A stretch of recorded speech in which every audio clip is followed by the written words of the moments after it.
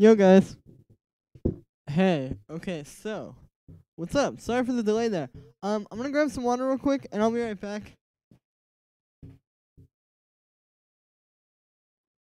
And yeah, and then I will be seeing what you guys are saying. But if you're new here, say what's up. If you've been here before, also say what's up. Let's get to chatting, as they say.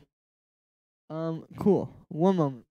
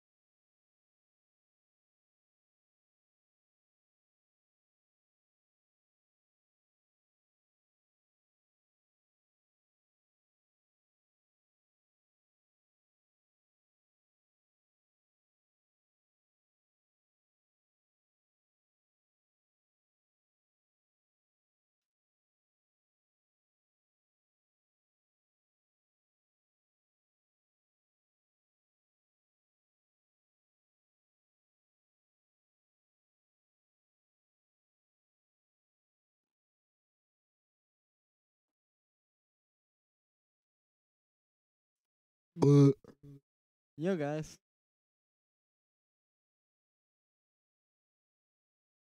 All right, I will be viewing the chat in a moment. Let me pull this up real quick. I don't know if you guys heard that. That was disgusting. Yo, okay, now I'm seeing. Yo, what's up? Hello, everybody. Wow, you guys are in here. We got 15 people. Nice. Already. What's up? Satan, yo, dude, what's up? Good to see you. Nalo, back out again. Back out again with another one, yes. Okay, I do not know how to read this one. Had gone. I'm not sure what that means, FLP. Brad, yo, dude, Brad Fawcett, what's up? Hello, Brad. Good to see you again. What do you think about analog versus digital? Why aren't you using analog gear also? I just think it's kind of, I don't want to say it's pointless, because I think it's very, it's important if that's how you learn, or if that's like your style. But for me, I just never had it, and it's so much easier to just do everything in the box. That like, the thing is, it's not a question to me of whether or not you can get it to sound like analog in the box, or to get it to sound like organic or whatever. There's no question there. I'm sure that I can get it to sound as good as I want to. It's just like, yeah, whichever path you want to go down, essentially. Different means to the same end. Good question, actually. 'Cause yeah, I probably definitely seem like someone who would have a lot of analog gear. Tom, I do like using a guitar though. That I am kind of partial to that, because like instruments that you can't recreate digitally, yes, but like analog synths, not really my thing. For now, at least. Hey, Julian, need help trying to find the right sample for my track? Any advice? YouTube. Orlando. Yo, dude, good to see you. We definitely heard it. Nice. Hola. Yo, AJ. Angel Shark. Hello. Props on being so productive with the. Thank you, Gandhi. That's a good question.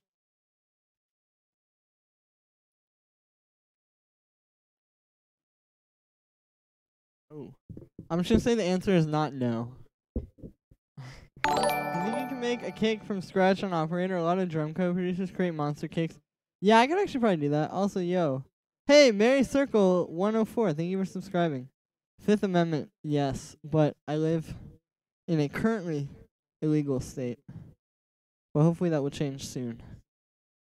Okay, I could try to make a kick out of, if everyone wants to see me do that, I could try to make like a techno kick with a sine wave. It's honestly probably not that hard. I'm gonna try it with Operator. That was what they requested. The one thing though is like with the warehouse techno kicks, you kind of have to have like the more, I guess you could describe it like as a warehousey kind of sound. You know what I mean? Like you gotta kind of have that like, yeah, that like hit to it. Like I could show you easier than I could tell you. Like you gotta have, something. kind of like, these are all ones you can synthesize. But like that, I mean, that you could actually maybe do with, yeah, the whole kick. Well, that's not too hard to do, because the reverb part about it isn't what's difficult to me. It's the more like, I guess, like the texture. Like that, to me, sounds like it has to be a hit. Although, I could definitely say you can make that with like FM synthesis. And it's just kind of all in like the context that you hear it. This is like another thing. Before I start doing this, while I'm just talking a bunch of stuff. Basically like the what was I even saying? Yeah, so with the a lot of techno kicks now aren't even like these though. Like that's the thing, like I always try to make these kind of kicks, but I've been listening to a lot more techno lately and like sort of trying to get more in tune with the scene, and it's usually more like these kind of kicks. Like more of the kind of like drum sample or drum machine type kicks, and then with like a nice bass line. And I'm more accustomed to like, yeah, like warehouse drum code. Like that's the whole bass line, and that's like 80% of the track. And then there's just a few like clicky percussions on top of that. When you get your samples, they're nice. Thank you, Brad. Well, the thing is, I try to download as many samples as I possibly can from the internet, and then these are just the ones, like my library that I have now, are just all the ones that I like were good. You know what I mean? Like I just try to download as much as I can, and if it's garbage, I just delete it. Would love to make drum code style track, but it's hard to do and sound original. Yeah, a little bit. That does kind of happen. Hold on, I'm gonna post on my Instagram story real quick.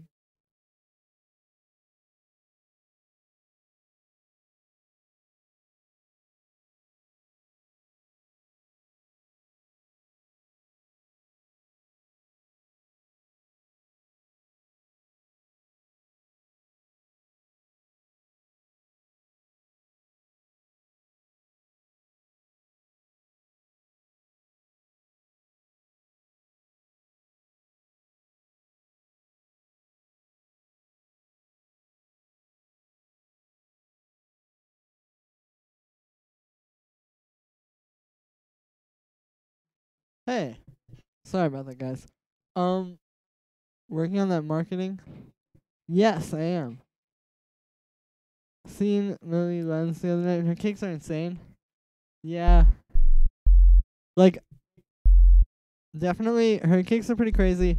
You know who I've been listening to recently in techno? Maybe this is why I'm, like, thinking more about the kind of, like, more synthy techno. Because I've listened to a lot of Alien, or Alien. I don't know how you pronounce her name.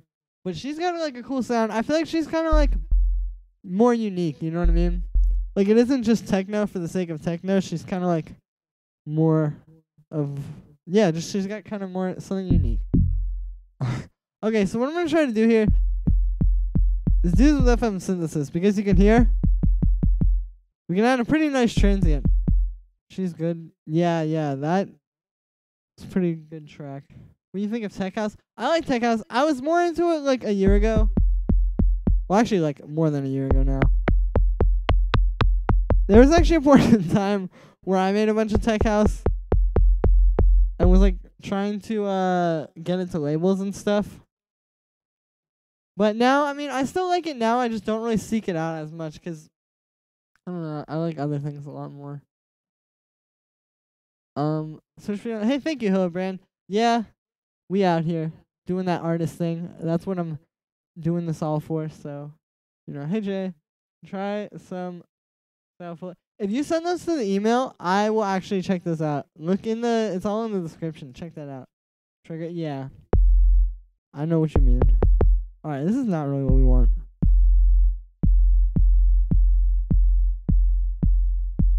I could honestly do like a lot with distortion. Oh, yo, let me just get the wave shaper. Okay, great. This is amazing because this sound actually illustrates something that I would like to sort of clear up. So here's the thing. So I know in a lot of my videos I use FM synths. Hey, Matthew, thank you. Also, thank you, Skunky. I believe that's how you say your name. I mean, sounds. I know what you mean. Vlad, what's up? I love how it's like, hey, ... Hey, what's up? Bradley, dude, good to see you. Good to see everybody. I'm so happy you guys are here. But yeah, what was I even saying? I'm like so bad. My brain is fried today. I've just been like doing a lot of stuff. But yeah, so we kind of shaped this with guitar rig, and I remember what I was saying now is that in a lot of my videos I use distortion / like, well, really like saturation in specific, or to be specific, and FM synthesis. And the reason why I use that combo so much is because it's kind of like the most scientific way of designing sounds. Like, the thing is, okay, say you want like a massive, crazy bass or something, right? Like a neurofunk bass. You can make that in a lot of different ways. You get like 2 saw waves and detune them and put that into a bunch of distortion and just kind of, you know, like aim for something crazy. Or you could get like FM synthesis and then put that into a wave shaper, which is distortion, but really it's just like you're controlling the harmonics of the sound. And yeah, you could get like a lot more of a controlled kind of sound. And that's essentially what I'm doing here. Like, I got this FM kick, and then I'm going to put it into a saturator. But this is why I do this so much, is because, like I said, it's not so much that I want like any kind of characteristically FM synthesis or saturator sound. I just want like, yeah, they just give you the most control, basically, if you like know what's going on. You didn't like it at all, but for me, I'm getting way more into. Yeah, I know what you're talking about, like that kind of stuff. I like the more like organic kind of tech house. Oi, Aris, what's up? Nick, I wish I could put a bit warmer on my life. It's very cold out, so maybe if you get a coat. Okay, that was secretly why I wore a coat in like all of my first like few videos, was because I was trying to be just a bit warmer. Oxen, hi, hello. Okay, that was weird. I'm gonna turn up the depth here.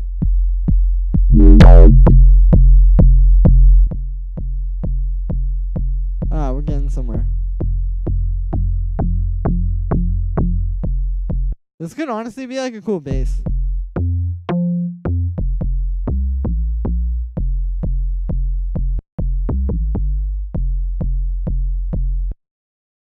Hold up, I actually have a different idea.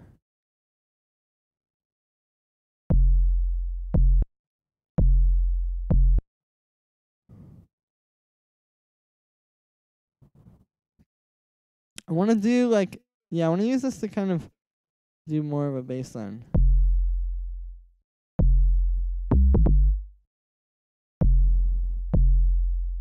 I don't know. I know this isn't really like what I was originally aiming for, but now I feel like this could be kind of cool. Hello. Oh, yo, we have like 34 people. What's up, guys? Yo, also another thing I want to clear up is today how do you shorten the notes without using the mouse? That's a good question, Brad. I'm using the envelope, the volume envelope on the synth to do that. But for some reason, yeah, I feel like this could be a cool vibe. Like if I make like kind of a drone over it, I feel like that'd be interesting. But anyway, yeah, so how do you shorten the notes without using? Yeah, that's with the envelope. Wow, I literally cannot talk right now. I've been going like a little bit too hard, I think. Oh yeah, I was gonna clear up. Okay, so my today on my Instagram story, I was like, hey, what are some tutorial requests you guys have? I think he was talking about shortening the MIDI notes. Shift arrow. Oh, the MIDI notes. Yeah. Okay. It's just shift and left or right. You can make them longer or shorter. And shift and up and down puts them up an octave. Thanks, the mate. Nice. No problem. Alright, yeah, let's get analog strings here. But anyway, so today on my Instagram story, I was like, yo, what are some tutorial requests that you guys may have for me? And I actually got a lot more responses than I thought I was going to. But I'm going to reply to all of them. But I haven't yet. But I'm going to. Soon.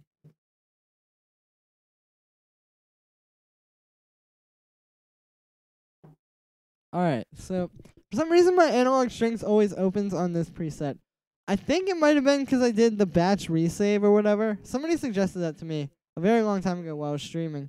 And it's supposed to make like contact libraries load faster, but I can't remember if I did that or not.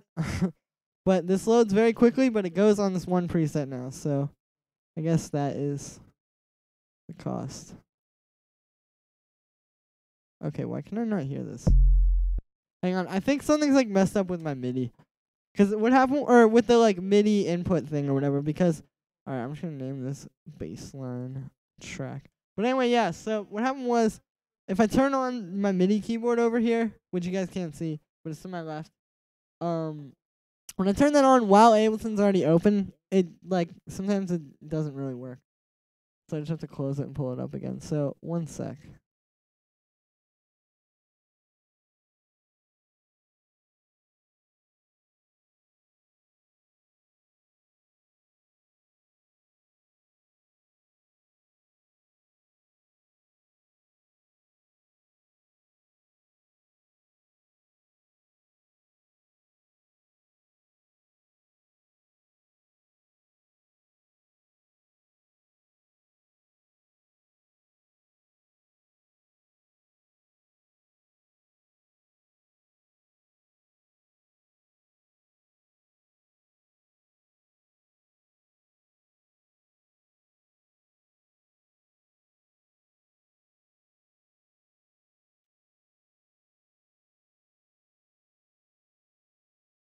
Yo. Okay, I'm back. Sorry about that. Have you heard Koyu? Are you talking about Koyu with a K, like Koyu? New tune called. I actually have not. I need to check that out. I was a huge fan of his track. I think it was Atlantis. It's like I think it was his last track that came out, or maybe it came out a couple months ago or something.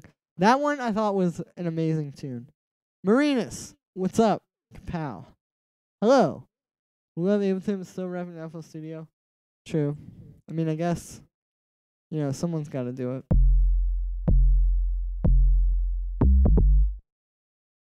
Huh. Yeah, I don't know. I want to try, like, some kind of a drone over this. Honestly, this may not pan out, though. Is there anything you guys want to see? Because I know, like, right now I'm kind of just going for it. Back home. Yo, that's good. I'm glad. Now you can, not be living the crazy tour life. See, I'm still Audacity. We're switching to GarageBand soon. That would probably be a good move. Joris Vorn. Dude, I could, that's kind of the, actually, let me try and make this more of like a techno bass. Because that's kind of the techno I was talking about earlier, where I was saying, like, I've been listening to a lot of, like, more, like, the just really dark, like, warehouse slamming kicks techno. But I've noticed the more, like, synthy kind of techno is coming back. Or it's not, like, coming back, but it seems like it's just always been more popular. Let me try something here, though. I'm going to get an 808 kick. I'm using the one from, let me just use this one, because I can shape it the most. But I don't even know what I'm doing. I'm just going to come up with something, though. But I like playing with the 808 kicks. I can show you guys about that, like how to make them kind of more like house. What's Joris Vorn remix? Marinus. Yeah, I'm going to pull that up in a sec. If this becomes just like a sound design request stream, then I will. I don't know. We'll see. But yeah, I can show you guys, because I've been playing around with, like, I noticed in a lot of house tracks, especially like the type of stuff that's popular now, like bicep type, like, yeah, more kind of like, I guess, synthy house and techno. It's more like they take 808 kicks and just try to like really shape those. Like, not to be like a full one like this, like in a trap song, but like taking something like that and making it shorter and then using that, and it can sound really, really good actually. I think it makes like a really smooth, nice kind of kick. True melodic feel. True. Yeah, well, okay. I'm going to just try to make something melodic here using this 808 kick. Not playing a melody with an 808 kick. But we're just going to start with a kick.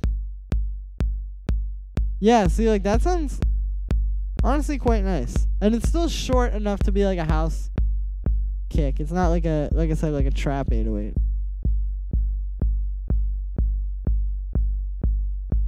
There's some kind of like, yeah, that's a bit better.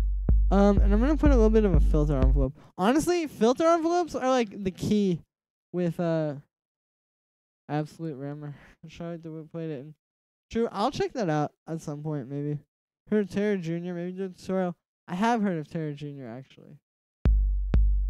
But yeah, also like filter envelopes are kind of like amazing for kick stuff. Like, honestly, if you have a sample like this, it's a little bit clickier than I would like it to be. So you can just kind of use the envelope and still get that click at the start, but it's going away sooner because This is just, yeah, closing a low pass. But it's not, like, closed enough to the point where you lose, like, part of the low end stuff or the low mid-range stuff. I don't know. I could get really technical with that. But I'm not gonna. Kidnips, what's up? How's it going? So, yeah, and the reason why I use the Smackos one as well, instead of, like, the Ableton 808 kick, honestly, I might switch this out, is because the Smackos ones are recorded, like, from an 808. And I think the Ableton ones are as well, but for some reason, these are just a little bit better sounding, so, yeah. Regards from Russia, Sophie. Hey, thank you. Alright, I'm gonna play with the pitch envelope.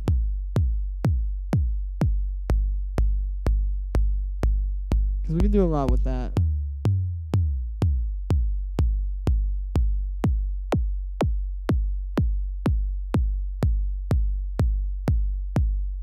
See, there's like that one sort of sweet spot. And this is the thing too, with this you can't just do the pitch like by octave. Like you can't just say, oh, I'm gonna make it Sable auto translation. True. Yeah, I should probably do that. I'm not sure why that happens. People were talking about that. What time is it where you are? It is 6:25 p.m. I'm on the East Coast. 11:23 p.m. on a brisk Monday evening. Oh, true. You guys are all 5 hours ahead of me. French. All right, cool. Well, thank you for the tip, guys. I will do that.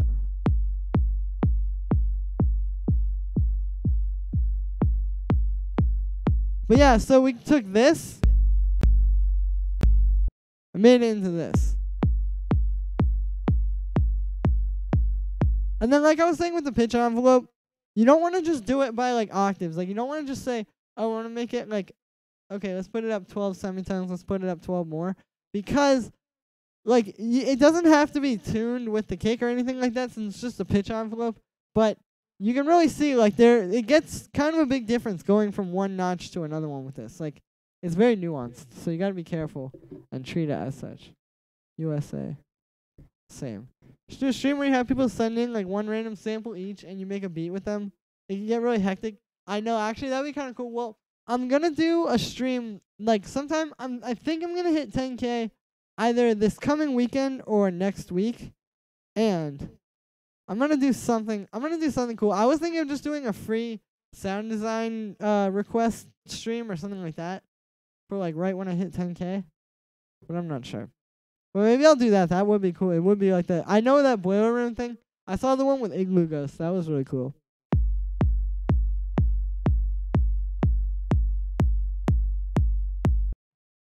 Alright, so I'm gonna make some type of like an ARP. Now I have my keyboard over here, so I can play stuff in. Let's just get Analog Lab. That could be cool. Yeah, for sure. We're gonna record a SoundCloud rap song for 10K.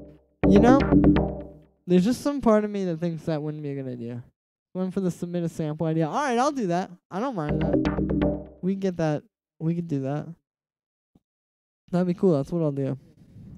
Alright, I'm gonna find some kind of a sound that could be like an ARP.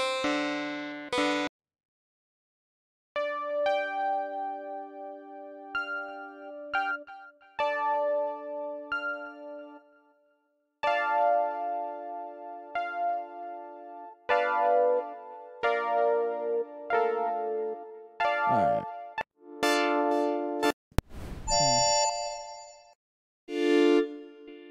I need something that has like more.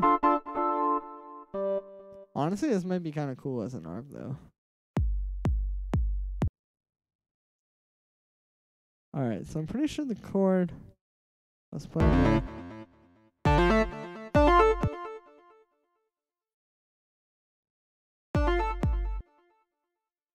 Maybe one day we'll all have our own Julie and Earl making tutorials in the style of our original tunes. One day. That should be a one of my Patreon things. If you give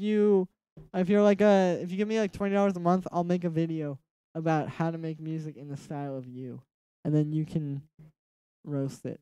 We're gonna start on how to make Christian. Send that into the email. I'll check that out. How do you create that loud bass thing in Ghetto Blaster by?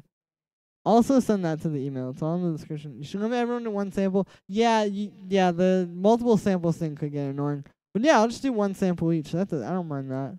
Maybe one day. Okay, I already read that one. Okay, guys, we have to do some sound design ourselves. Create samples we submit. Yeah, that's cool. But if you just have a cool sound, I'll mess with that too. But I get what you're saying. That is a good idea. That is kind of a good parameter to add.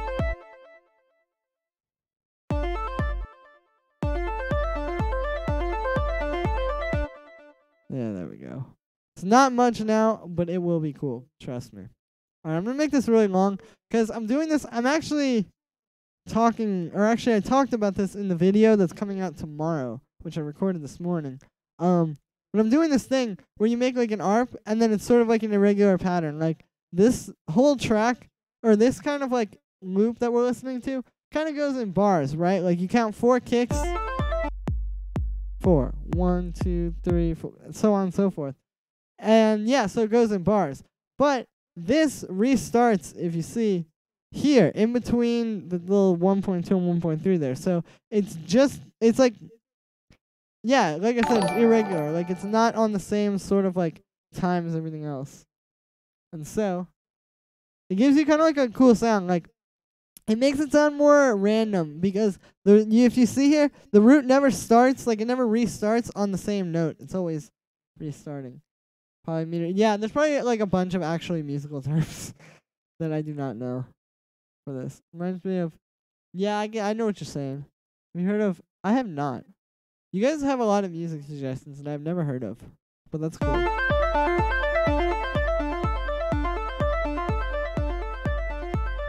Alright, I'm gonna hold on to that. I'm also gonna, well...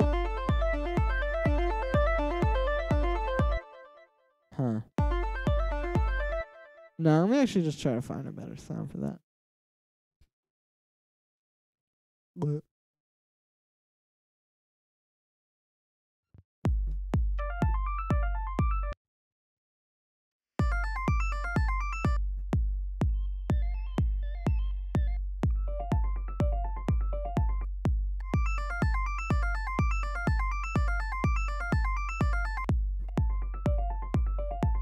Actually, yeah, I kind of like using that.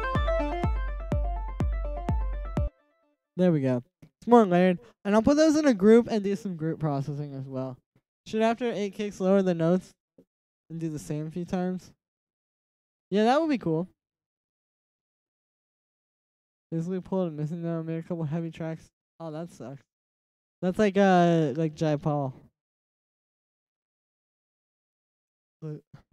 Alright, let's get a bass now. Now I'm just using Analog Lab for everything. I love Analog Lab. It's so good. Like, it's so cool that they have all these synths in one thing that you can just kind of use. That sounds pretty cool.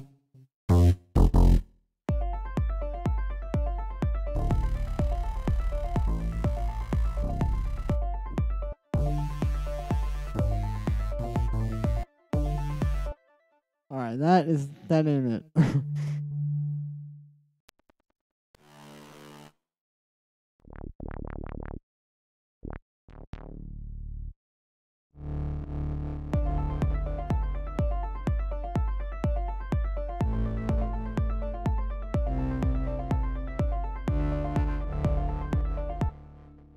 Nah.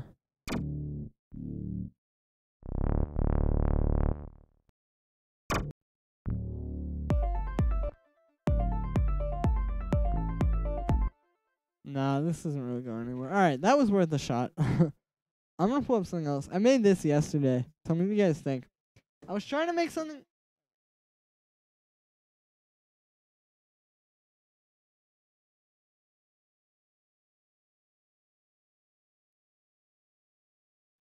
Alright, sorry about that. Anyway, yeah, I was trying to do something a little bit like deeper. Like more kind of like really embracing the like melodic side and making some house out of it. I'll show you guys in a sec. Is this plugin expensive? Can be. Depends where you get it. That seems to happen when someone gets a couple tracks ready for release and has to prepare follow-ups. Yeah. That's the thing. Well, it's like also if you notice it's always people that make like very sort of like stylized things. Like also Biotones. I think I pronounced that right. Or I think I read that right. Thank you for subscribing. But yeah, it's always when like people make things that's very like that are very like stylized. Like for for example, Jai Paul's music is very like stylized. Like it's very much kind of, you know, yeah, it's like a style. And so it can be kind of hard to follow that up sometimes if you just make like the perfect album. Not saying that's what happened, but that is sometimes what happens. Big Miss tutorial? Maybe. Depends where you get it. That means what it means. On software and that. There are ways.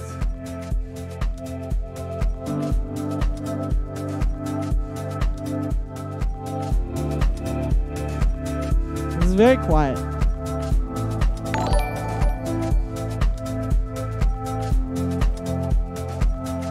I'm probably gonna. Oh, yo, Milk Bo. I think that's how you say it. Thank you for subscribing. I'm probably gonna work on this. I want to give it more like crispness, if that makes any sense. Like basically, also this is just kind of a loop right now. But I'll probably change it out. And I have this kick that I sampled from a loop. I'm probably gonna keep this one.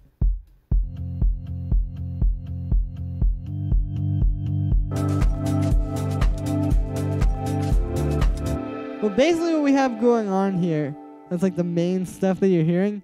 So there's this piano thing that I wrote. I did not play this. I can't really play piano this well. But what I usually do is I'll sit down with the piano and just try to play like the coolest sounding chord I can. Like I'll make something like this.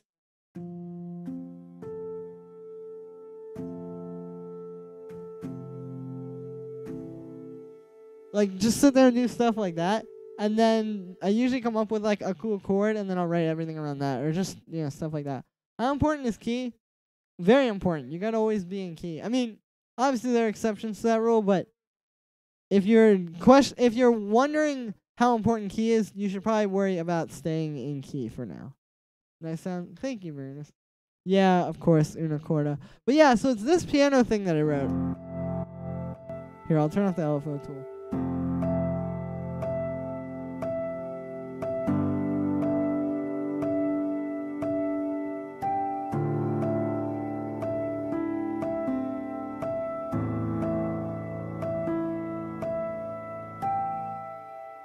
So I wrote that, and then I made this like drone over it. What this is this analog strings patch, which was, as you can hear, a little bit too bright for this, so I low passed it. Although I might actually get rid of that, or let through more of the high end. I don't know, we'll see. But I have that, and then I also have this, which is the same thing as that, except without the high pass or without the low pass. Oh, actually, I was wrong. This is not the same thing. I thought this was. Well, this is this thing. I know what this is. So this is this Retcon contact library that I recently got. I'll show you guys. You actually will love this. I have to go. I'm in college. All right, cool. Peace, Brad. Have a good time in school, I guess. See the video on Oliver Arnold's stage setup. No, but it keeps getting recommended to me. I've been meaning to watch it. But yeah, see, Brad. Yeah, peace out, Brad. But yeah, so thank you for coming through. But anyway, yeah, so it's this thing. So some of you guys may have heard of this. I don't know. It's called Retcon. I'm not sure how I get out of this. Okay, there we go. So basically, it's this thing. And what this is it's supposed to sound kind of like Boards of Canada. Like, it's trying to have that, like, yeah, that kind of sound. How do I get rid of this little, like, bar down there? But yeah, so it's got, like, that kind of, like, old school, like, if I play this.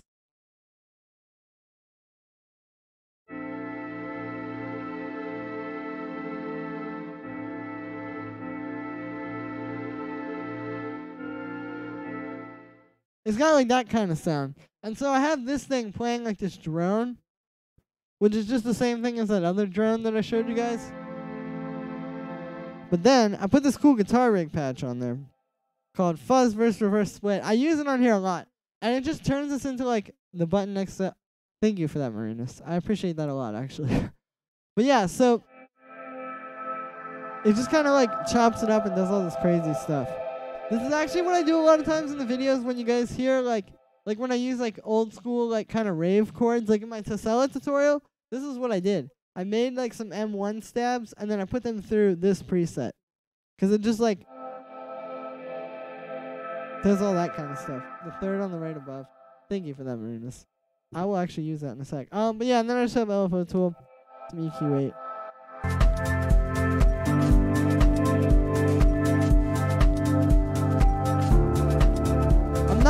really a huge fan of the drums just because they're very stiff right now. Because it's just a loop.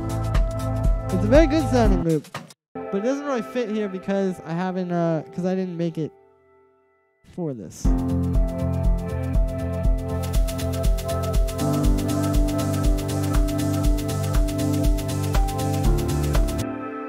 So what I think I'm gonna do, honestly, is I'm gonna keep the kick I have because I like that. I might add some kind of like click layer of some sort to this, but I'm gonna just like redo the drums. And actually, I'm gonna go pee really quick, but I'll be right back, guys. Sorry, 1 sec.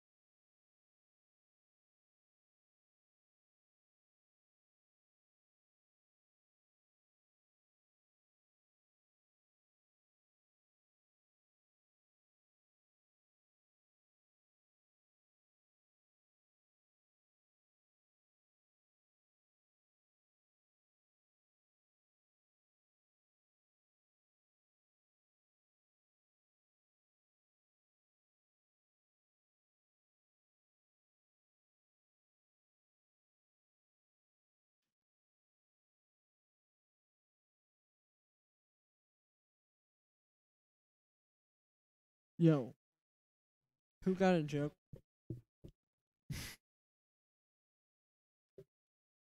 Using it. When you say it's plug, it's contact, I believe. Yeah, it's just contact.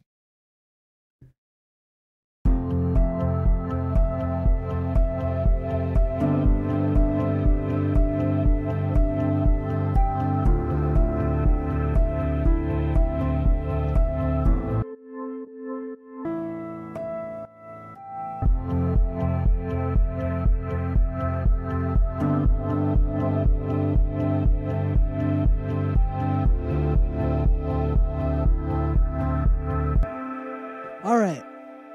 Love the videos, bro. Love to see. Thank you, Tigons. I recreate good talk. Yeah. Yeah, I gotta do more recreation videos.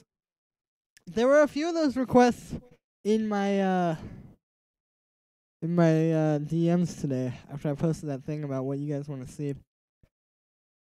I'll try to get to that one though. Tell you all these plugins. Well, it's hard to explain. So this needs is some vinyl crackle.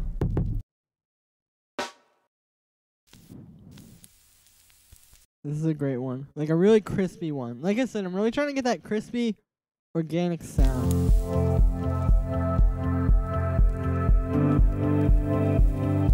And then what I'm going to do is I'm going to put an OFO tool on there so it's kind of like pulsing with the sidechain. I'm going to turn it down though. This is a bit loud.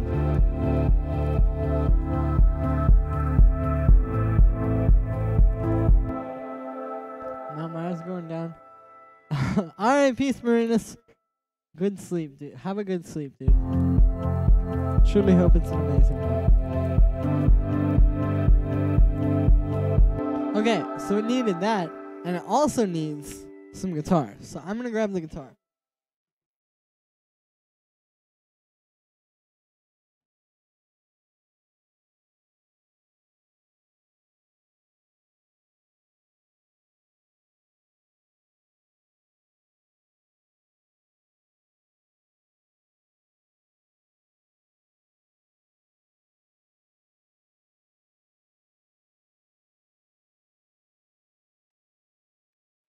Peace, Marinus.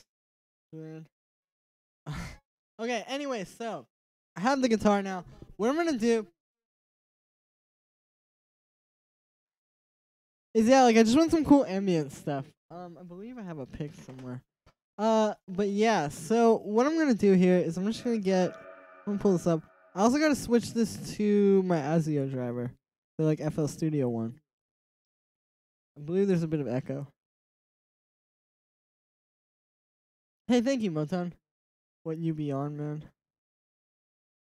Good question. But yeah, so there you go. You can hear it, the guitar. I'm gonna turn this down a bit, and yeah, so I'm just gonna make some ambient stuff. I need like a lead of some sort, and I want this to be more organic. So using a guitar would probably be more beneficial to that. Let me actually use the twang reverb. And yeah, I'm trying to set this up how you guys normally see me do it, like super clean. They honestly should be able to make this so it can get cleaner. Like, I'd love to get the Fender kind of like reverb, or like twang reverb, deluxe reverb, you know, whatever it's supposed to be. Sound with like I said, just more control over like before it breaks up. It's like, you get the focus right. Well, yeah, that one's no problem. Can someone explain to me what is lo-fi house? Yeah, it's just kind of like house that sounds like it's being played on a cassette. That's the best way I can describe it. Like a really old and dirty cassette. Did you get the Focusrite driver latency down? Well, what I have here is, so I have to use the FL Studio ASIO one. I have it installed because I have FL Studio installed. But yeah, I have to use that for now while I'm streaming. And it's not the best. It's not the worst. I don't know.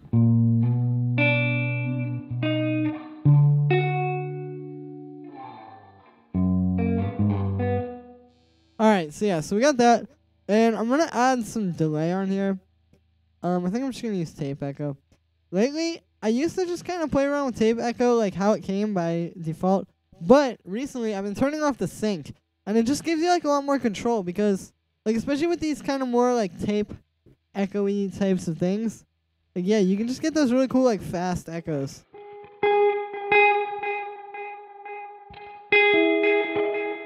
Or in this case, a slow one, but like,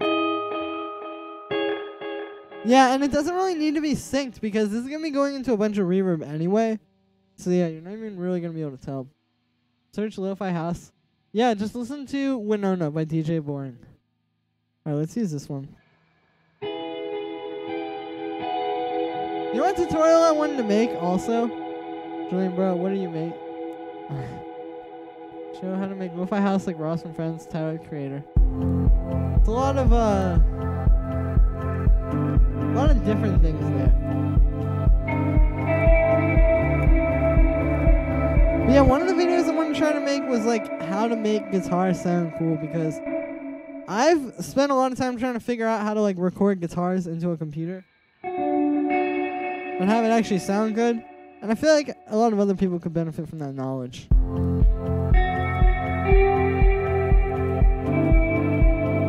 And I'm gonna do like some swells too.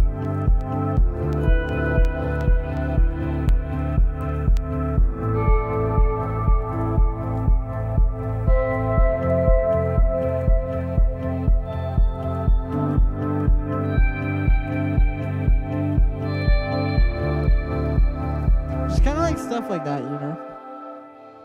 OBS wasn't working with the 2x2. Yeah, well, what it is there's a driver that works a lot better.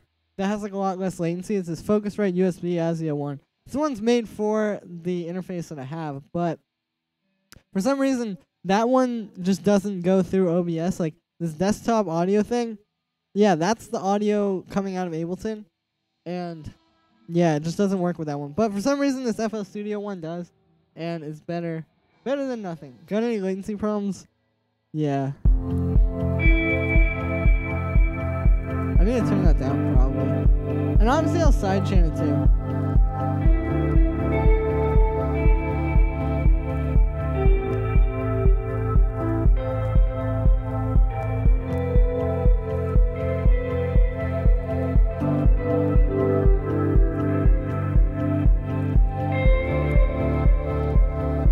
Yeah, that's like the kind of stuff I want. Like those nice like slides.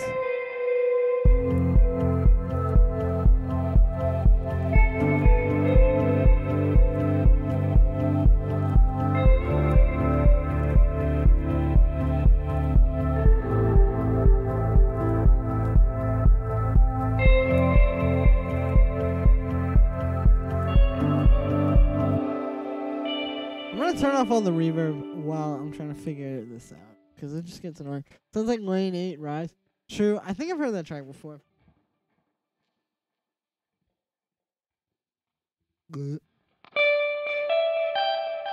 Alright, cool. Yeah, because, like, the thing is, I know the notes of the guitar, of course, and I know, like, the music theory to some degree, but it seems like I find, like, the coolest parts when I'm recording these guitars and stuff when I just sort of go through and, like, play.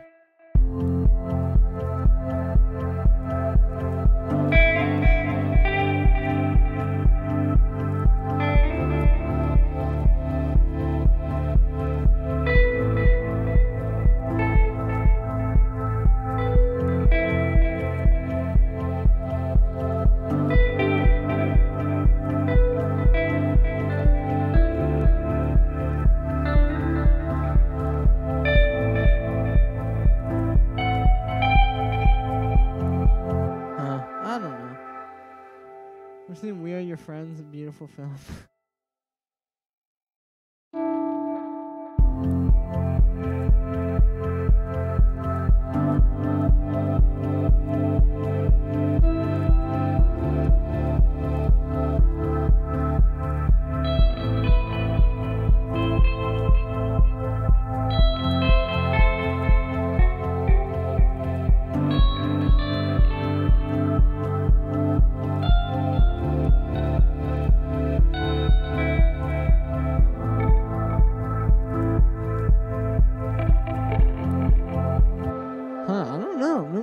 Not really coming up with anything good.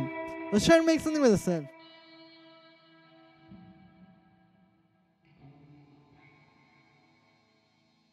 Kind of reminds me of old Dusty Kid. True.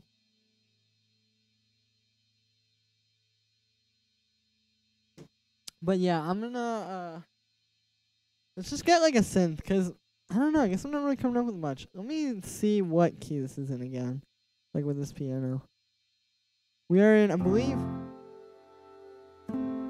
Okay, yeah, it's just like F major.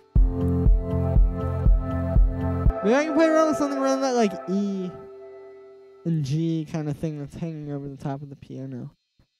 Let us pull up. Let's get the ARP. There's a sound in here I can use. Oh. Probably should have saved this before I did that, but it opened. Alright, so let's get this thing. It's like... yeah, that's pretty cool.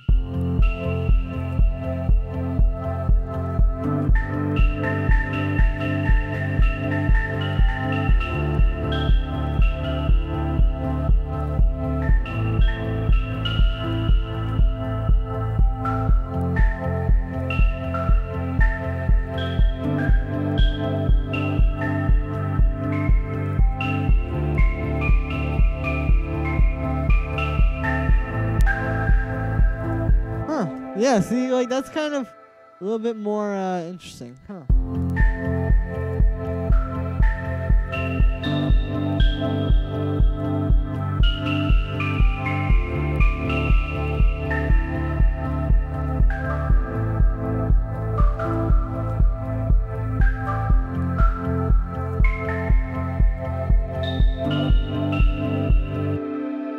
gonna try putting this through some interesting processing as well. Nice. Thank you, enemy. Can we check that? Something cool. Yeah, honestly, you could probably learn a lot about lo-fi house from my early uploads.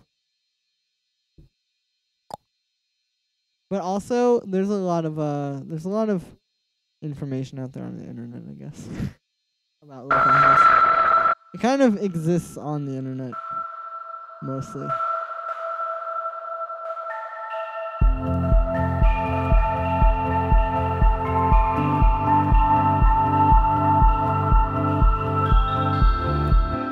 Okay, there we go.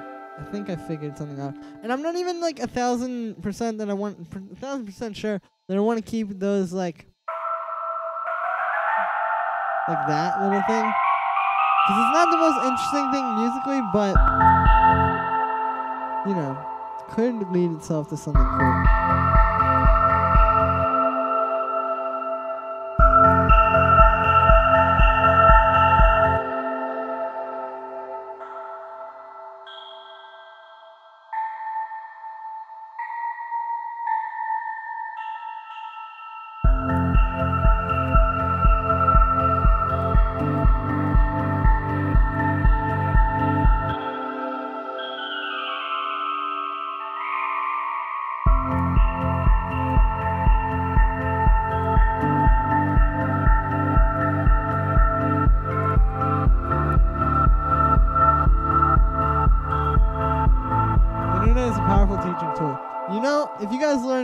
nothing else from my YouTube channel.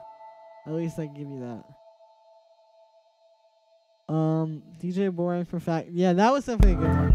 It was cool that they worked with so much hardware. For some reason, I thought he was more of a in the box kind of producer.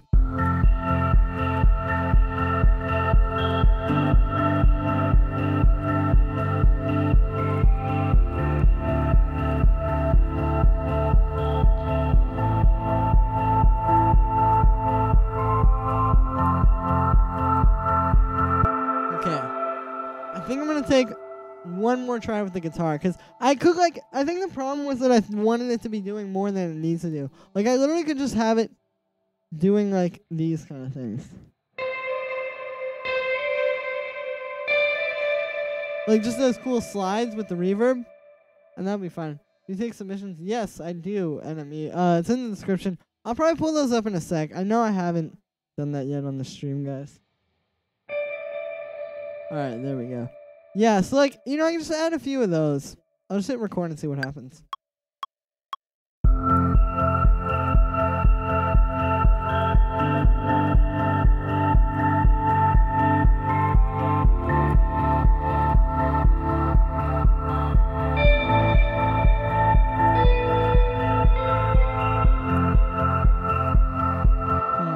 gonna try that one more time.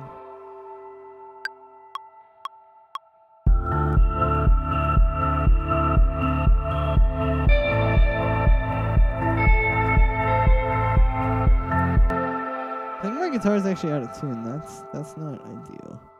But yeah, like, just something simple like that. I honestly might just do the slide.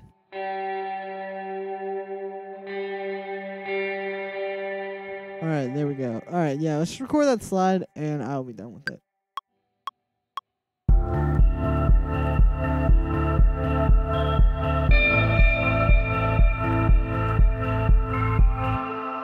Alright, there we go. And I might even pitch that, to be honest with you, as well. True, seems to be almost everyone going hardware these days. I have a theory it's because Macs aren't powerful enough. Yeah, like, I think that actually could be a thing. A lot of people just get, like, very underpowered Macs to make music with, which I'm not saying Macs are bad, but quite frequently I don't think a lot of people really understand what you need to make music with, as far as specs go with a computer.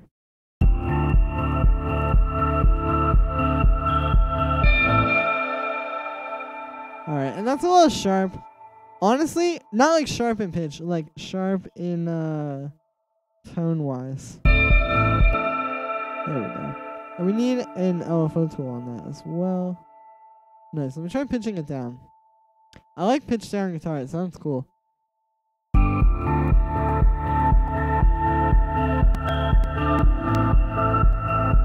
Yeah, see, like something like that.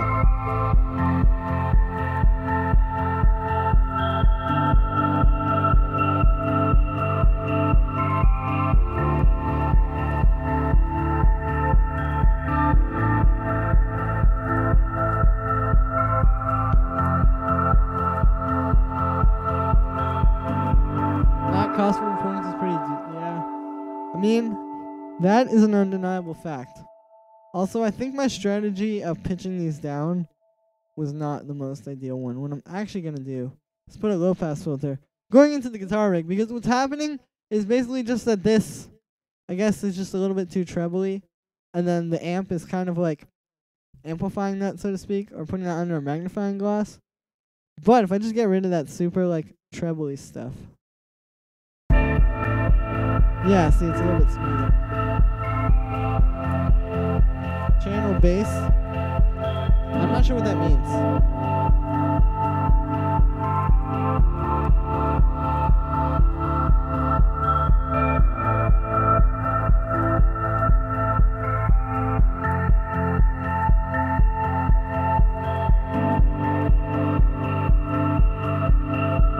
Now I have some percussion stuff that I recorded yesterday. Let me see. I believe I exported it to here. Perhaps it's in here. Oh yeah, okay, there we go. So what I did was I have these candles here, and I'll try to see if I can recreate this now. But if you sort of like take the top of it and put it on the table, Let me see if I can like put the mic on this.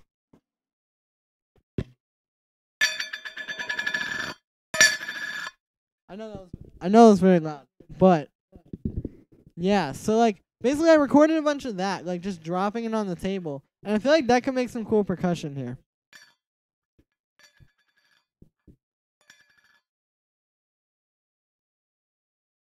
Cause it just has like a lot of motion in it, you know?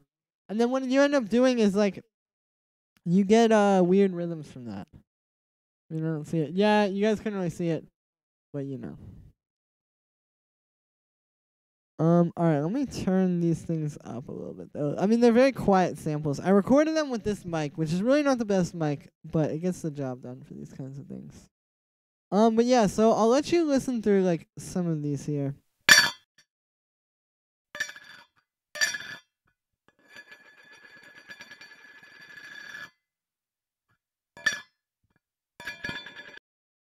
Yeah, so there's just a lot of stuff like that. Like, I'm gonna take this thing and put it. I'm just gonna put these on like their own track, basically.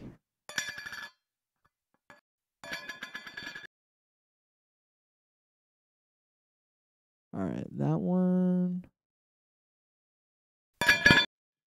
And what you can do is then if I play this with the kick, hopefully we can find kind of like a cool groove. I'm not really sure what I'm going for, but I guess like happy accidents.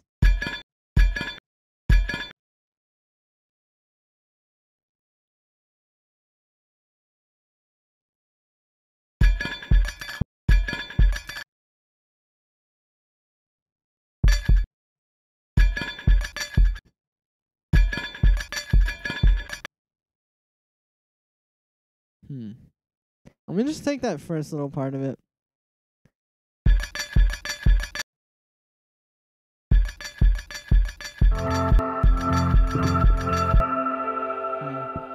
I'm not sure. But there are other things that we can try.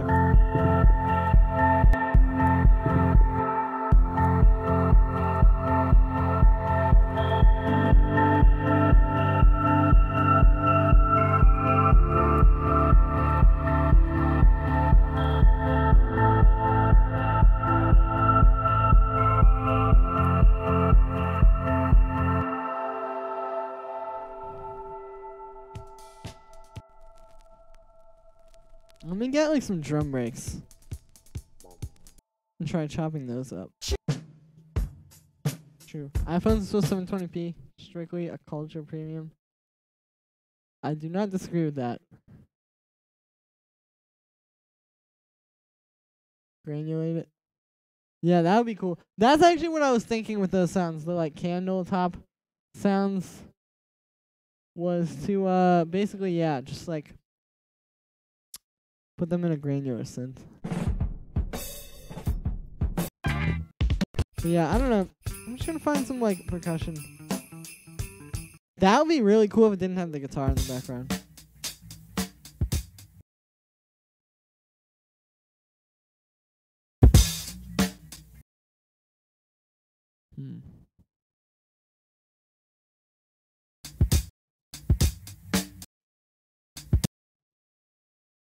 Nah.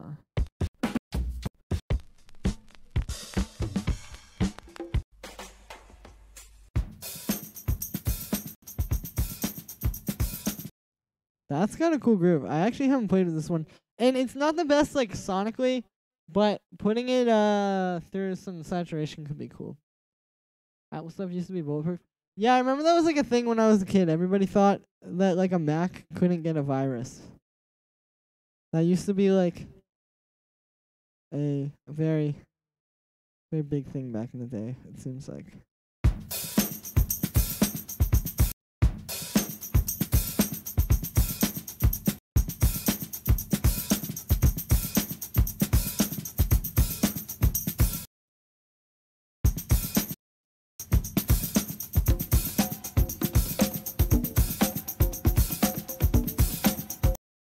I'm gonna take this part.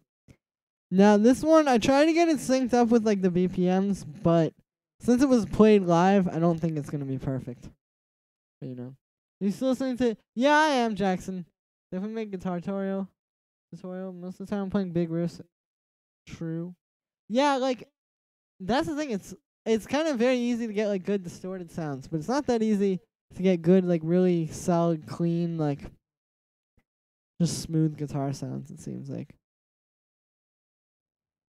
So, maybe I can help to figure that out. Or help some people figure that out. Okay, so let's take this loop that I just got. And yeah, I'm just gonna take that and, like, I don't know, it has a cool kind of vibe to it.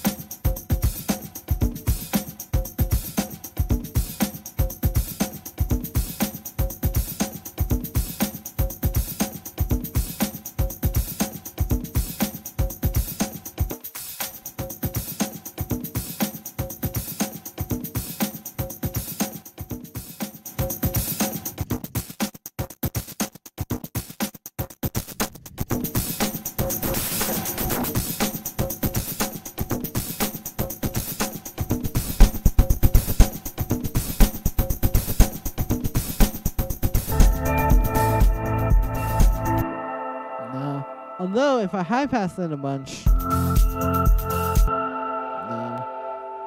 it was worth a shot. That's right, this video was for Miles.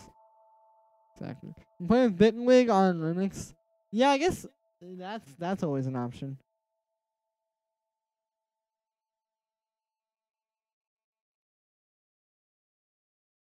But you know, all right. So I'm gonna pull up these track submits now. I think. Because I've got a few more while I was doing that. Jack. Oh yeah, isn't Jack like? I don't even know. Okay, where is this? There we go. Gmail. Awesome. So, this first one here is from Miro. All right, cool. Hi, Julian. Anything I can add or change in this one? I will let you know.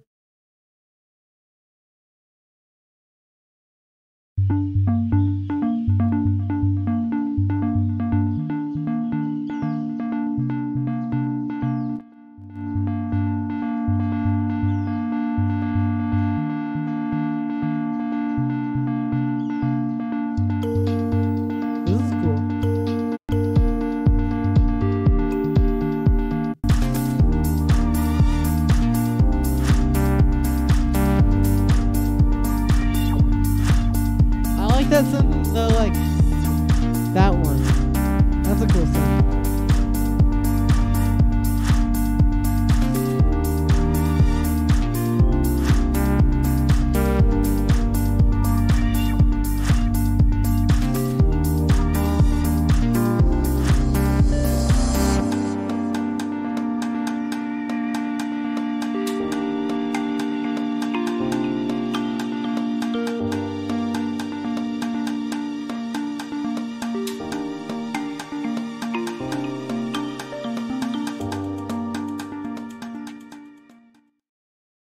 Oh, hang on a sec.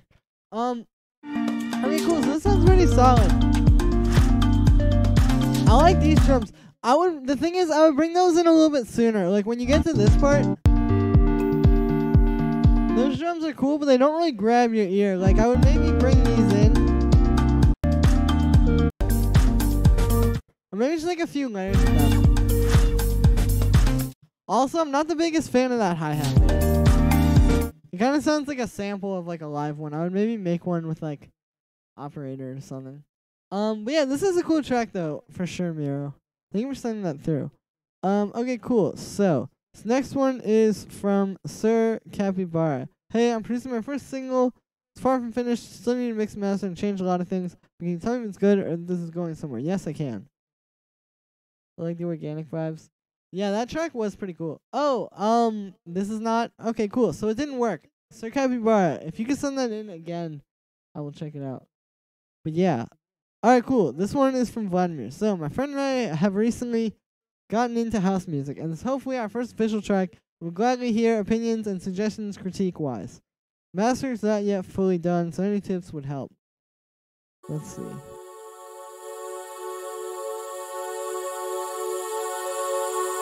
Been sleeping over for the past couple of weeks, making a habit out of it. Yeah. toothbrush on the sink. It kinda scared me, I'll admit. Can't fast forward. Yeah, I know. Something private link. Yeah, you gotta do the share thing on SoundCloud.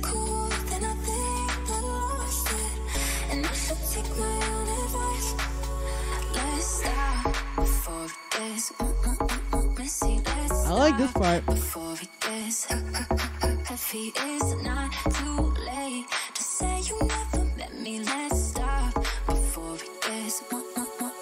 These vocals are good too. Where did you get them from?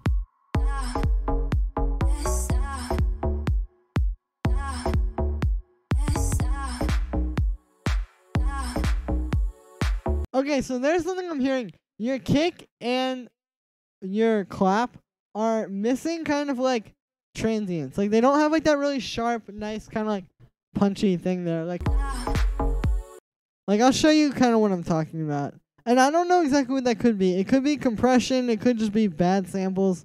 I'm not sure, but you definitely need to fix that. Like, alright, hear how this kick kind of has like I said, it's just like very clicky. Like it's very, I mean, it just has like that nice transient to it.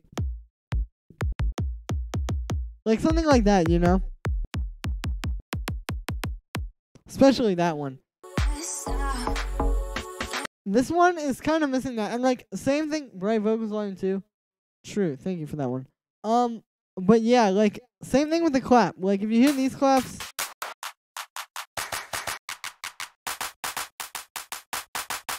like stuff like that, you can hear it has more of that kind of like click to it.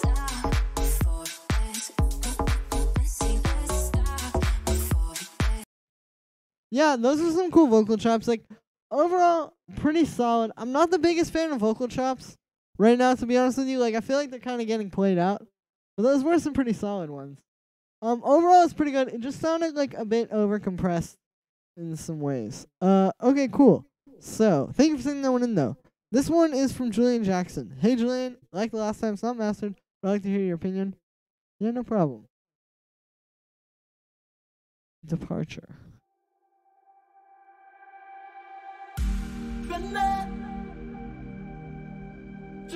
Yeah, no problem, enemy.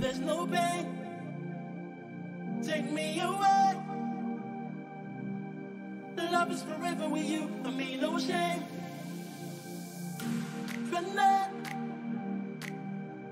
Together we go through a city where there's no pain. Take me away. Right. Love is forever with you. I mean, This no is cool. shame. It's a little bit like dull sounding though. It's kind of like not really sticking out to me. I like those vocal chops.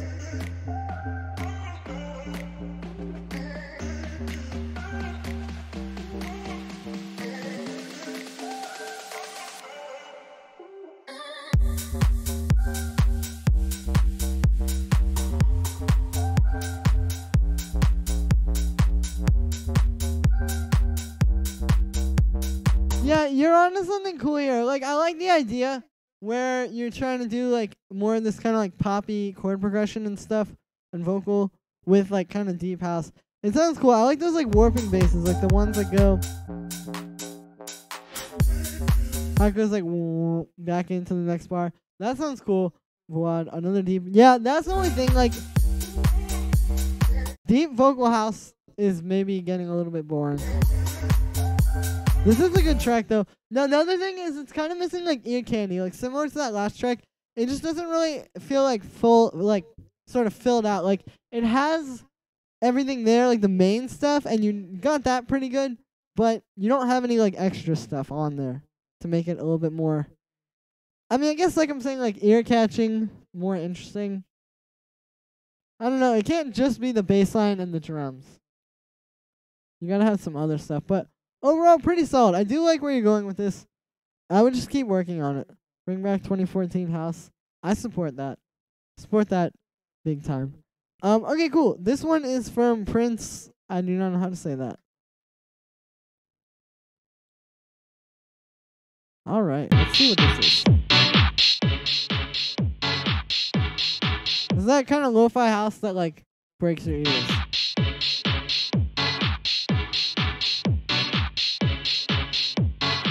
I like your profile picture thing. Hop in my time machine. Your kick is kind of missing rolling. That is one thing I would probably say. And it's like very harsh, like the overall thing here.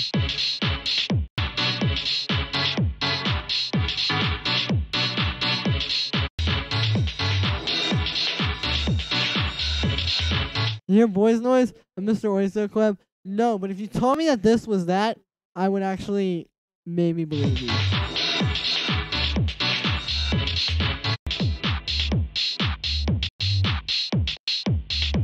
Okay, so that was cool. It kind of sounds like a little bit harsh, like I was saying, like in that kind of high end, like not the super high highs, like the really high stuff, but like kind of a little bit below it. Yeah, that sounded a little bit harsh, but other than that, you know, it's got the ravey vibe, like you guys were saying. You definitely figured out how to make your house music lo-fi, I'll say that. Check it out sometime. I will check that out. That sounds actually quite dope. Okay, cool. So, this last one that I have here, and if anybody wants to send in any more, info is in the description. This last one that I have here is from Sir Capybara. Let's play this real quick. Sorry, man. Just found out that I need to share it. Oh, okay, no worries. Here we go.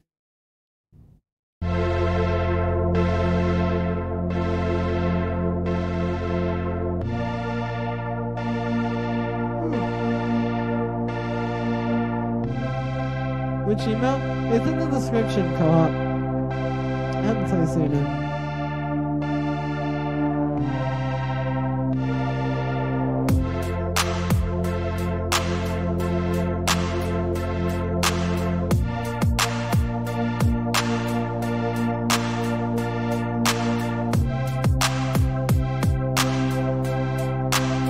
Okay, so this is like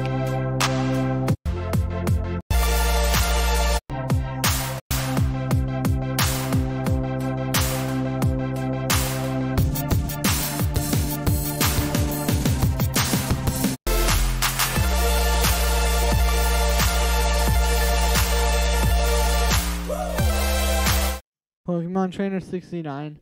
I told you it's Pokemon Trainer 420 at AOL.com. No, I'm just kidding. But okay, this I can definitely hear the Porter Robinson vibe in here. This is cool. It sounds like you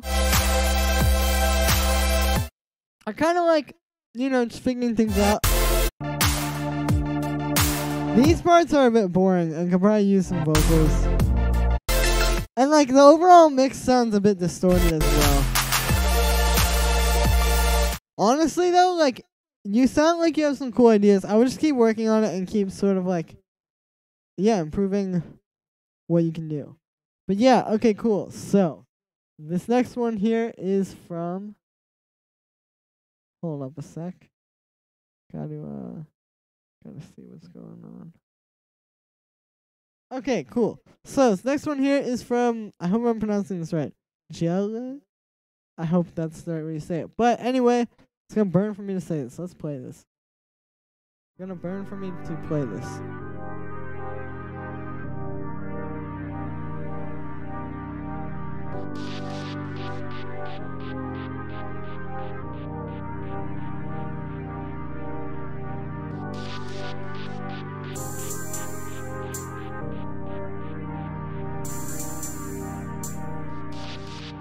Say that 3 times fast.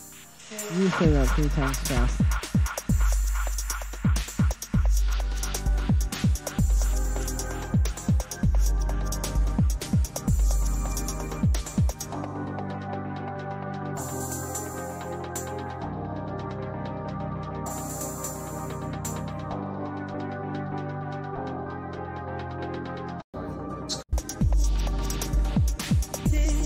This is cool.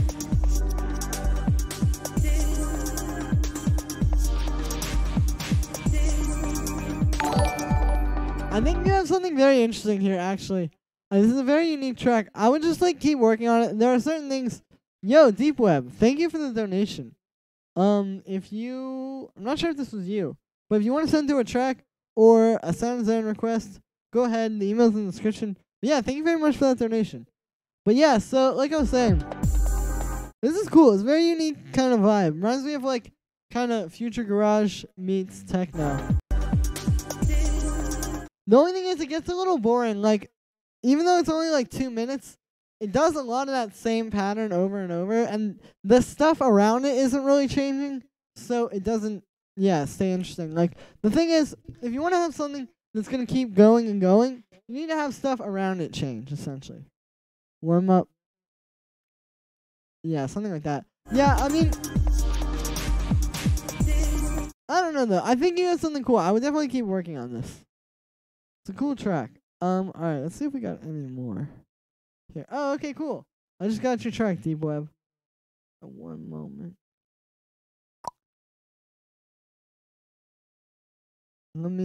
Okay, cool. Vocals? Yeah, the vocal there was pretty cool. Can you check the vocal? I think I heard it.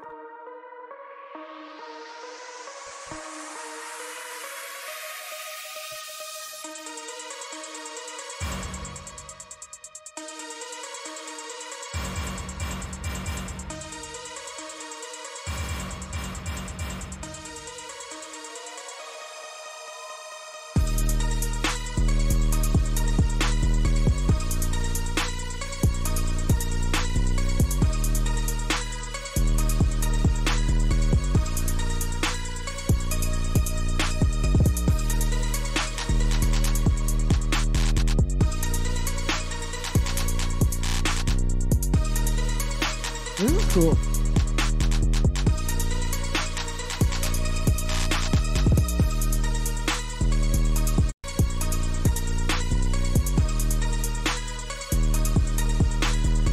I like this artwork too. That's a cool idea to like chop it up like that.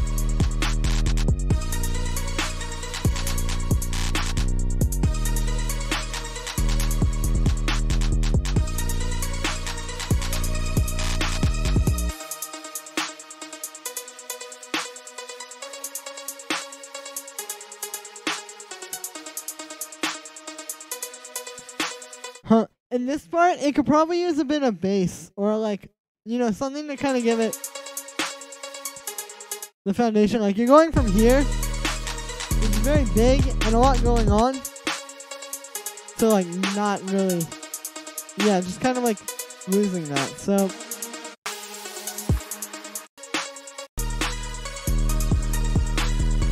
this is a cool beat though. Crafting tone and doing something. Yeah. It's definitely like that. Yeah, this is tight.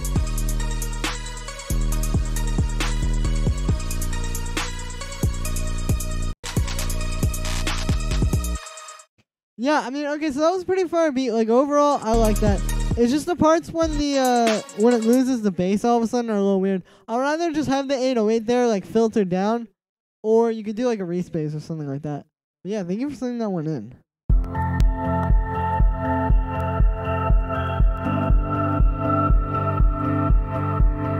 Thanks, dude. I think the mix is pretty solid. It needs maybe a bit more like high end. Like there could be a bit more clarity, which really, like I was saying, kind of translates to more like smooth high end on top of everything. It sounds like it's missing that a little bit. So like, you know, just kind of bring it out with like the hi-hats and like that synth, like the things that have those frequencies already. Just try to bring it out, you know? Next beats. Can you be a little bit more specific with ear candy? Do you mean more atmosphere or more percussion or okay, so like here for example, like in this track, to sort of accomplish this. So I have this. This is like the main sort of thing, this piano, right? And we could have like just that and the bass, and it would work. I'll show you what that would sound like.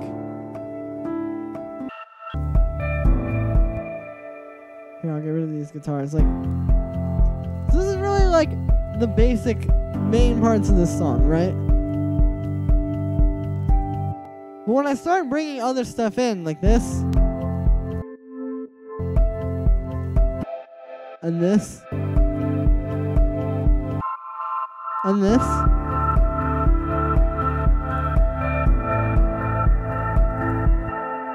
You know, like, it just gives it a lot more for you to sink your teeth into, or to sink your ears into, I guess. Deep web, Jamaica to be MC Dogs. I reckon I've been true. What was. Yo, Evoki, thank you for subscribing.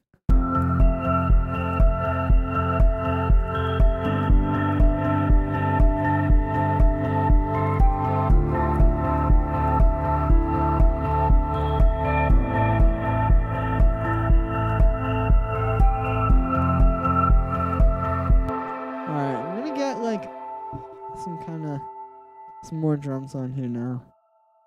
I think it's time.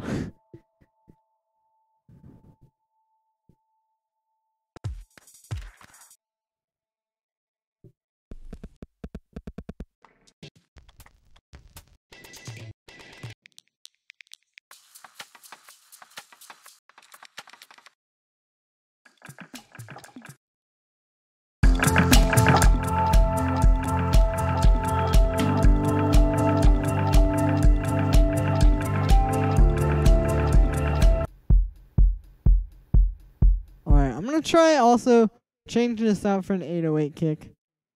Like I was saying earlier, the 808 kick can really actually work well for electronic music. Been fun. Alright, cool. Peace out, Motown Shaker. Have a grime MC. Nice. Alright, so we're gonna take this boy. And I'm just gonna shorten that. And then we'll shape it a bit.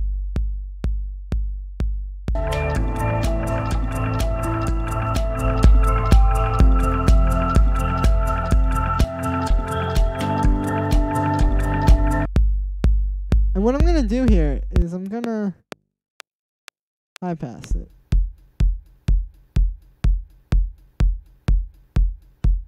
And then if we get the balance right.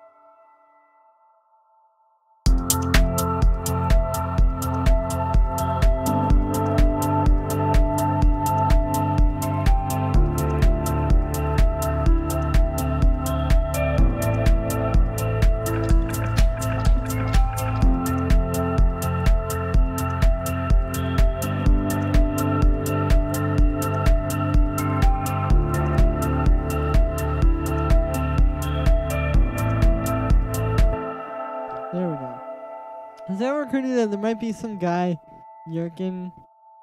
Oh my goodness. Maybe. I mean, gotta do what you gotta do, you know? Any places you would recommend for packs other than Loot Masters? Well, definitely Splice. Yeah, Splice. Sample Magic, they got good stuff. Think that'd be great. Oh, okay, cool. Yeah, I mean, that's very much a possibility. But try to not think of that one, I guess, Nick.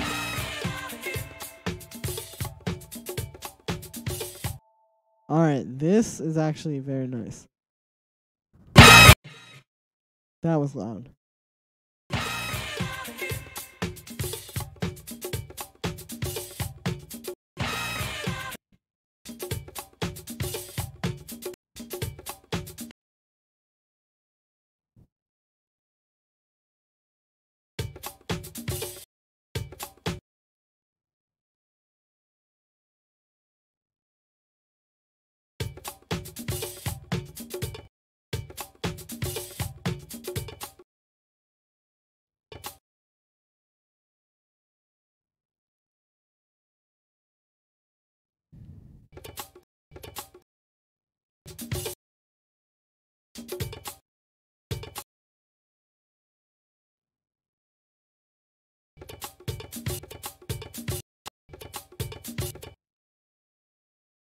Huh. Let me see what I can do.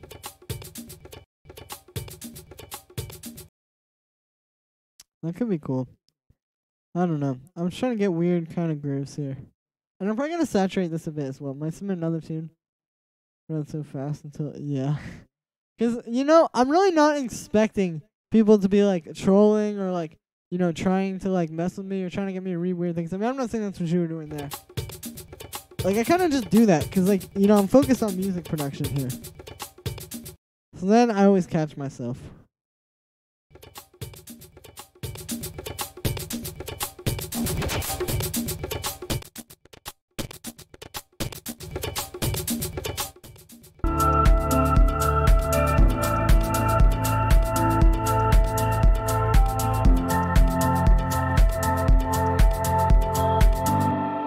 Nice.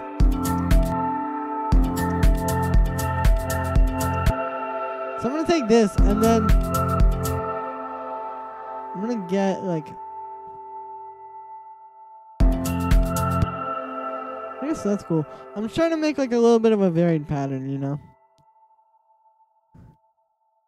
Also, let me take this little guitar thing up here and put it with all the other melodic stuff, and then we'll get this. Bring it down. And I'm going to do something with that candle top in a second as well. I think I'm going to start, like, trying to make that into something with granular synthesis.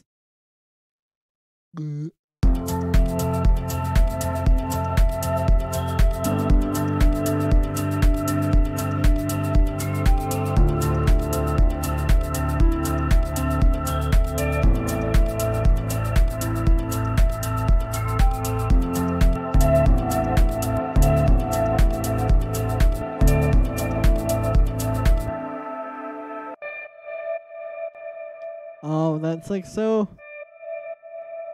Because it's not really getting the proper sound that I want it to have. Because you're just getting that first note and not the other one. Yo, Deep Web, thank you for the second donation. I appreciate that, man. Did you send in another track? I'm actually interested to hear more of your beats. UK drill time. It's not just any old drill time. It's the UK drill time. But yeah, now you can kind of like... get that slide a little bit more.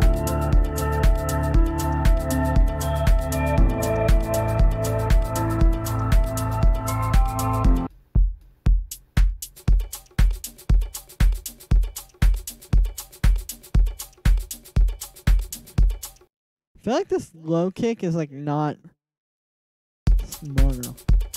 I think it could be this thing.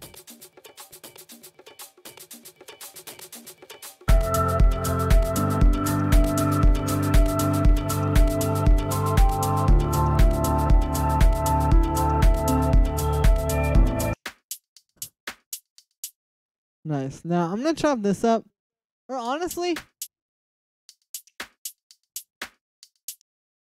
yeah, I'm gonna take just this thing. And then I'll get those other two drums and then put them in their own little like things. So I can control them separately. And so I can switch them out too.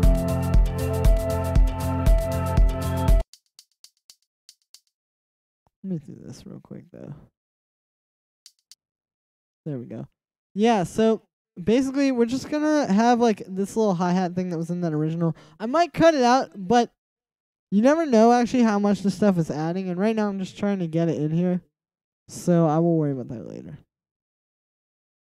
But yeah, so let's get in here. I'm gonna go to where was that from? It's from this like tech house and techno drums. There we go. Alright, cool. So we can just take the hi-hat from there. It's really not that difficult. You just kind of... There we go.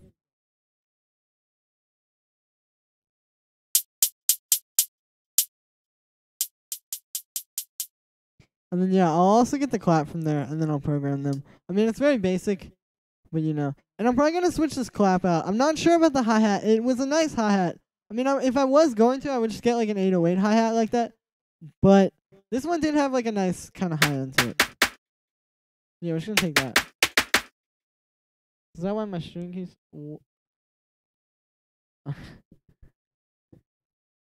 All right, cool. Deep web. If you send in, did you send in another? Oh yeah, okay, I got it. I'm gonna pull up the track in a moment.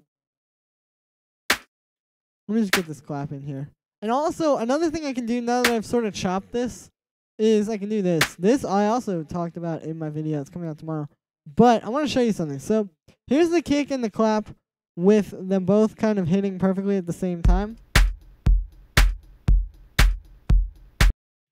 But if we move these claps slightly back, like there,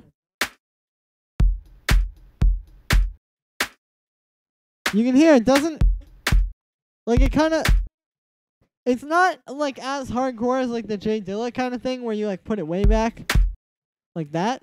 But it just gives it a little bit more kind of space. Like you can hear the clap more, and I have to turn the clap down a bit.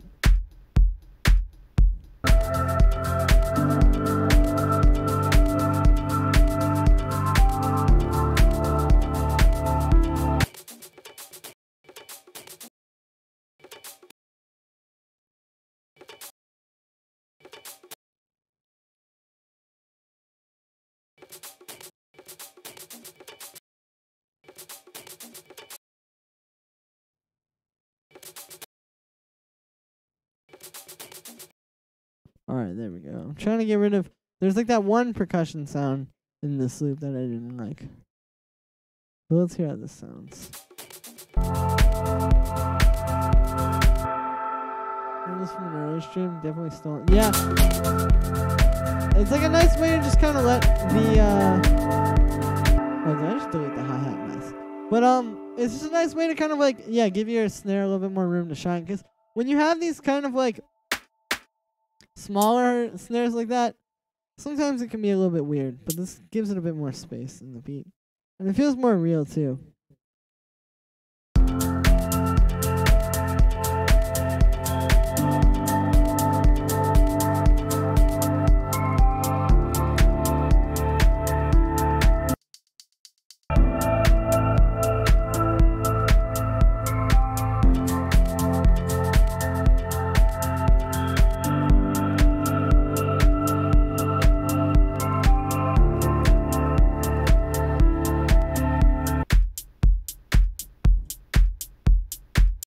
Alright, so let's do some more with the drums here.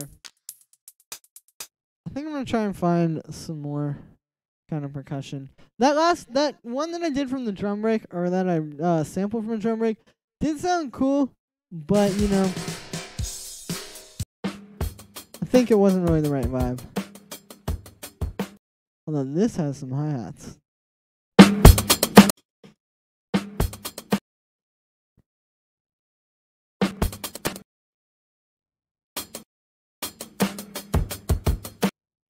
There we go. And then what I can do is if I pitch this, I can get it to a point where it'll be more in time. There we go. Yeah, so I'm just going to take these, and then what we're going to do is on the first one, it'll be a little bit kind of smaller like that. And then we just warp that. And there we go. We can actually make this even quieter. So it'll be like, kind of gives it, yeah, just kind of gives it that like, that groove. Like the emphasis, or the accent, I guess you would say, on the upbeats.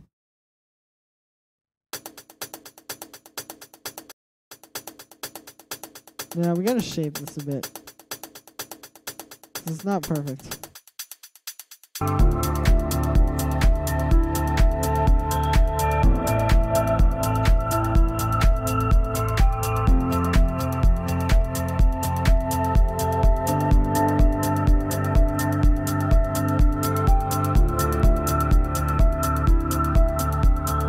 I'm gonna sidechain it to the kick a bit as well.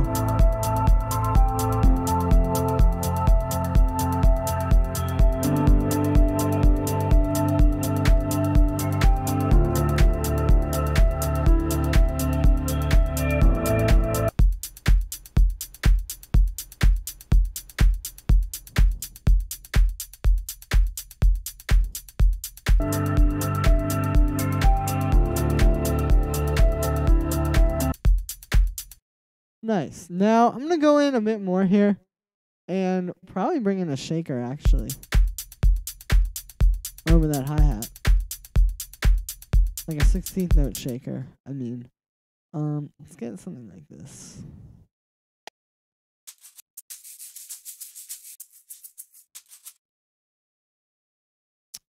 Alright, cool. I can warp this, and I can kind of go in like that. And now we have a nice shaker loop. Let me make it smoother. There we go. Now repitch that.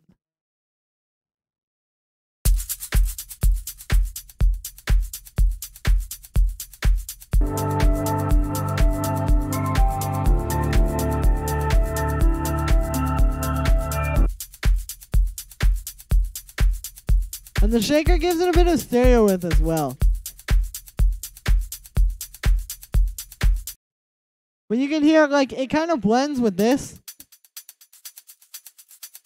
And it just sounds like a shaker with a really nice transient. So I'm going to use Guitar Rig and try some of these drum effects, actually.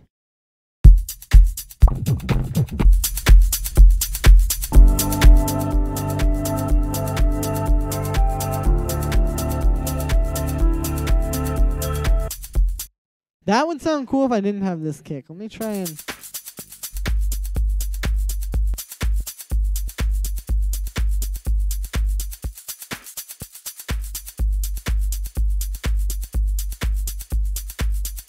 I know it's just compressing the drums a lot, but it sounds good, so I'm not too worried about that.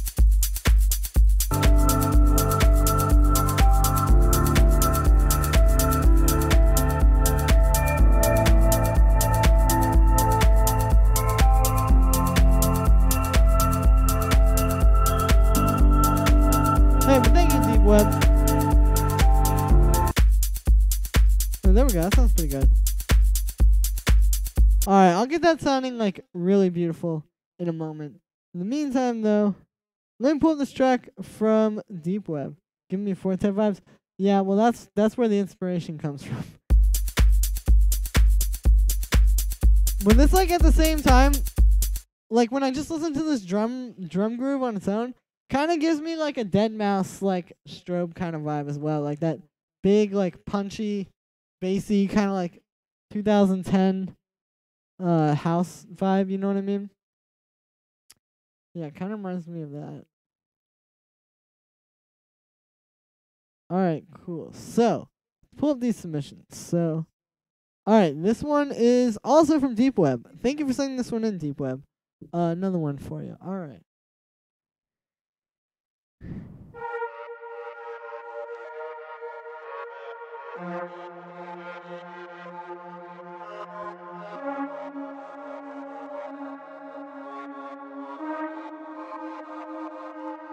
Sounds like a Young Lean beat.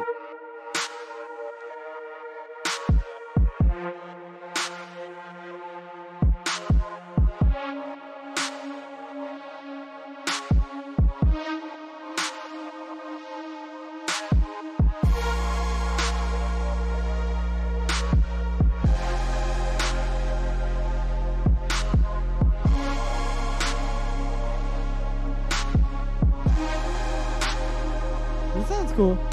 Yeah, it's a bit slower. That's cool.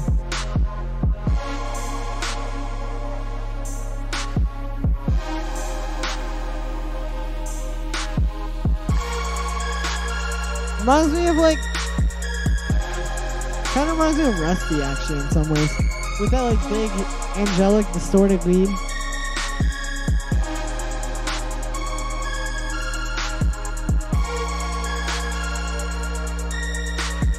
Sounds like the one Rusty album where everything, like, where it's like the pink cover. I forget what that album is called. But it has like that vibe. But this is cool. Rusty. Yeah, I mean, dude, he is amazing. Like, I also don't think that UK drill would sound the same without him. He definitely had a lot of influence there.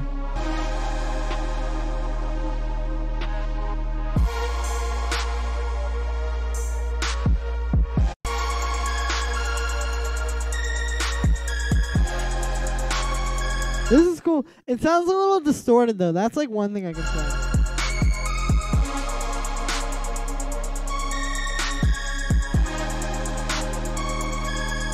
Like, I don't know, it sounds like it's just clipping a little bit. Mostly like with the kick, and a bit with those synths. And again, like, everything is just kind of missing that like smooth high end that I was talking about.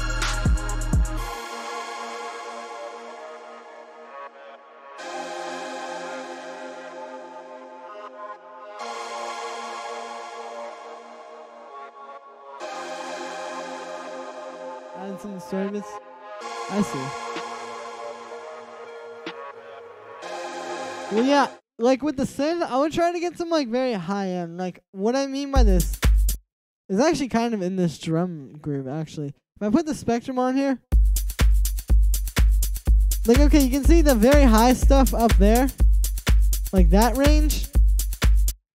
That's what most people are talking about when they're talking about clarity. Like, these drums sound very smooth, but this is kind of missing, like I said, that clarity. Like, it sounds like it should have it, but it's just kind of like missing.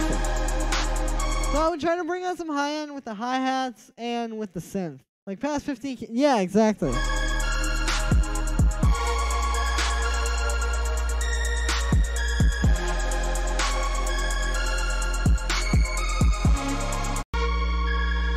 Whew.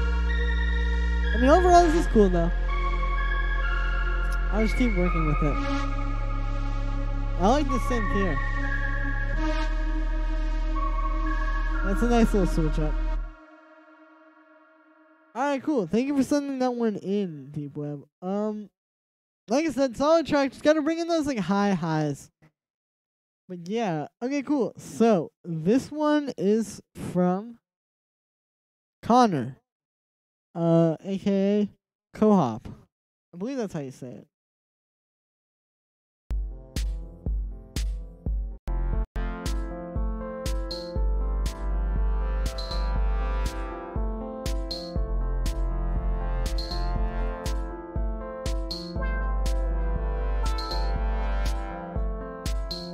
No problem, Deep Web. Nice photo, yeah.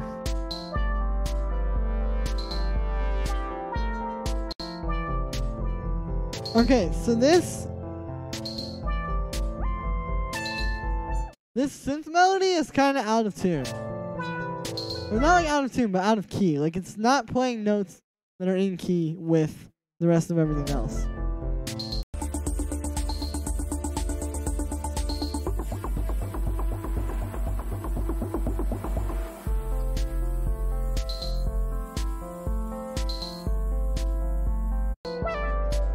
Like, you have an interesting idea here. I don't know. It just kind of sounds like you need to work on it some more. And kind of like establish a more like... I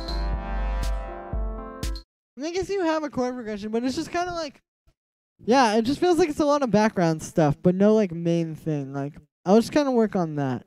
But thank you for sending that one in, Connor. Alright, so let's get back to this business. So I'm going to try to work on this kick here.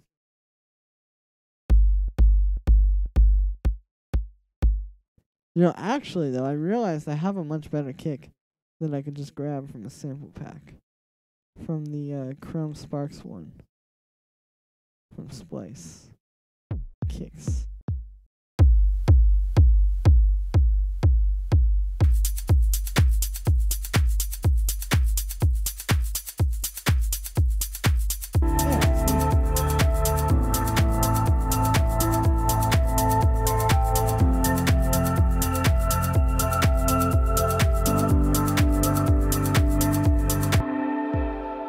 Not bad. Let's try this one. I think the high end in that last one was kind of hurting. Yeah, no problem, Co-op. Yo, what's up?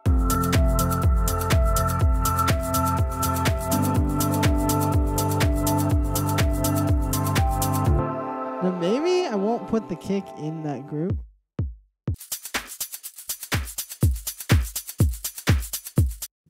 Or I could put them in a group together. Like, I really like that guitar rig.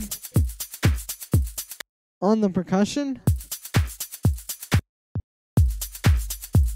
but it doesn't really work on the kick. So what I'll do here instead is I'll have the group of that stuff that's on the percussion, and then I'll have another group that has the kick, and then that stuff separate, but they're grouped together. And then we'll put that through a guitar rig. And then I can do like stuff that way. That is a lot better. Alright, drums. Okay, that's not.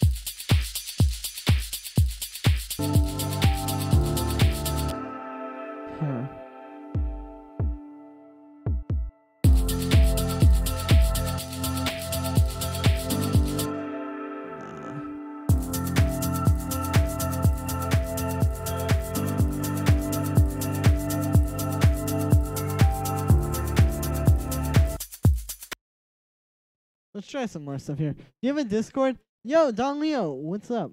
Do you have a Discord? Good question. I do, but it kind of just became like a lot of trolls in there, so don't really use it now.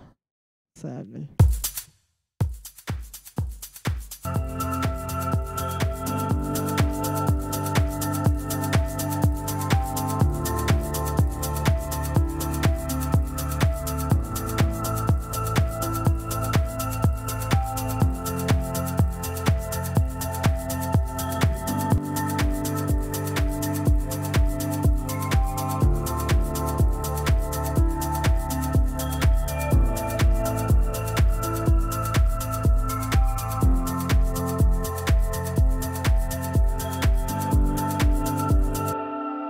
Man, trying to get these drums is a little bit tough, but very well worth it.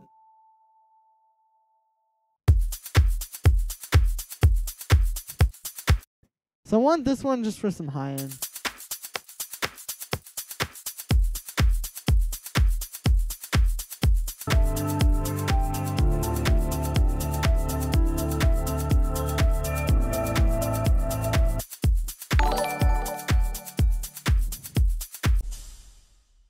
Yo.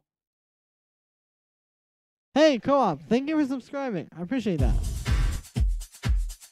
Alright, so let's bring this down.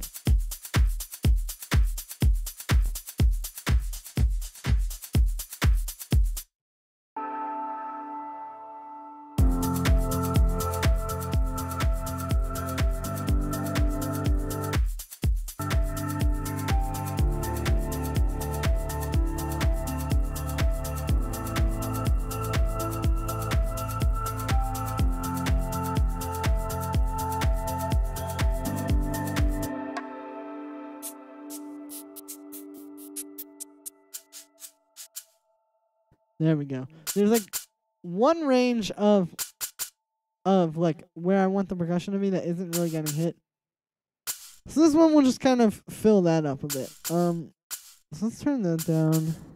Put that there, and then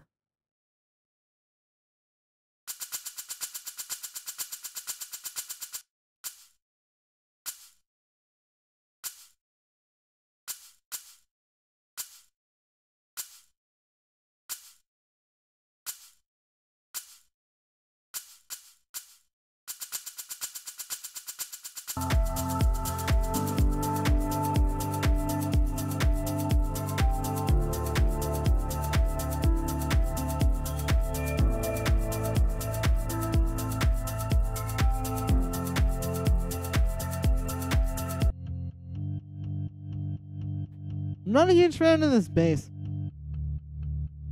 What it is it's an organ, an omnisphere. But yeah, it's just not really doing it for me. I'm trying to find a better one. The thing is, this is a good way to make bass. Like, if you use, like, an organ, it gives you, like, a really cool textured sound. It just has to be the right one.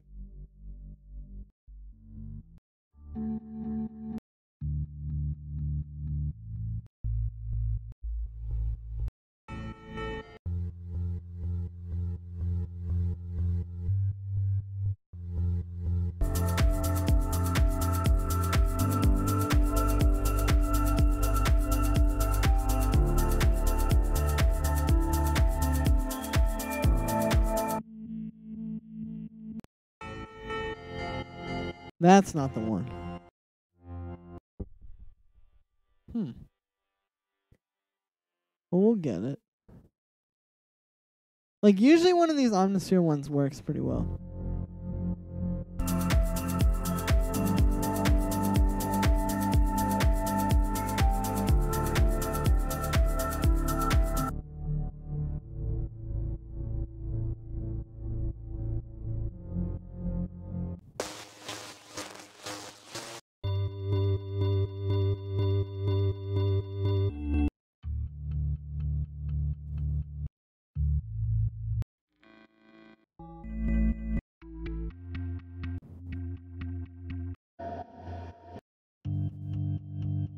This one's good.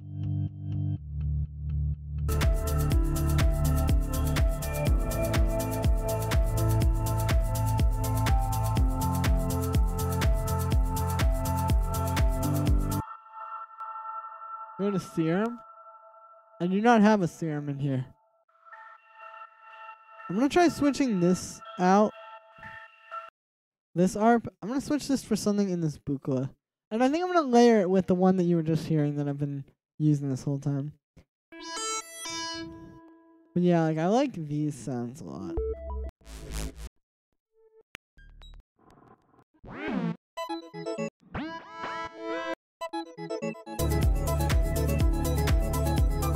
Oh, actually though, I know that doesn't work playing those notes, but we could find the key where that would work.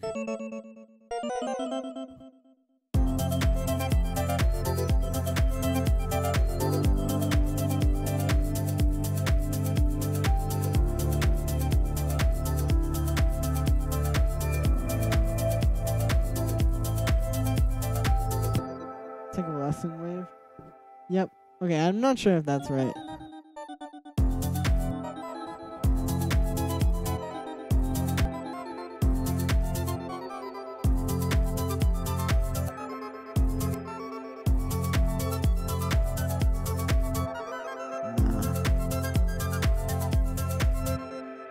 That's the one that's supposed to work, but it doesn't really.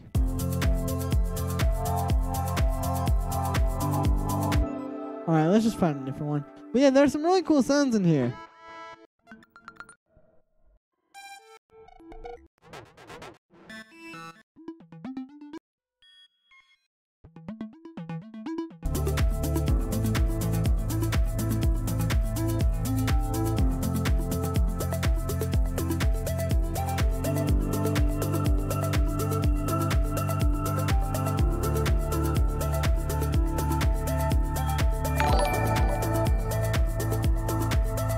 So, yeah, it is. Very weird good. Yo, Ruben, thank you for the donation, dude. Wow, I appreciate it. Can you send that to the email in the description? Because I can't pull them up from the Streamlabs thing, but I would love to listen to your track. Thank you for sending that through.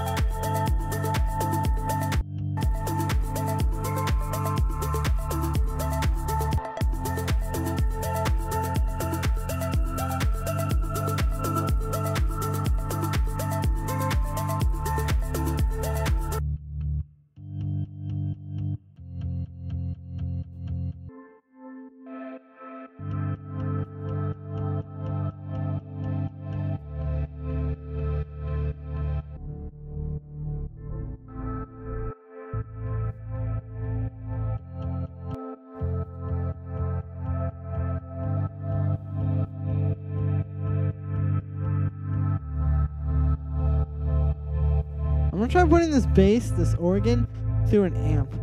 Because that's usually something people do on organs, actually. And I feel like it'll sound cool.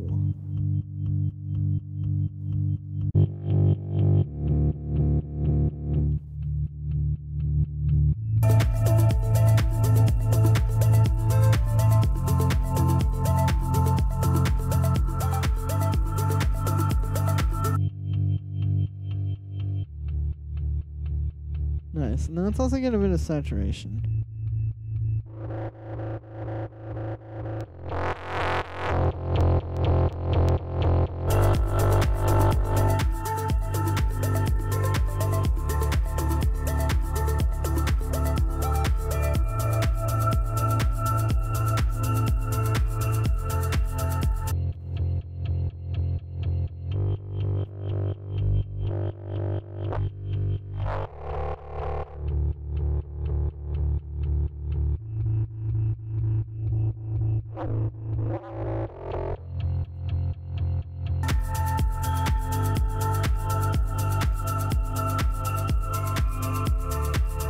Yeah, that's a bit better.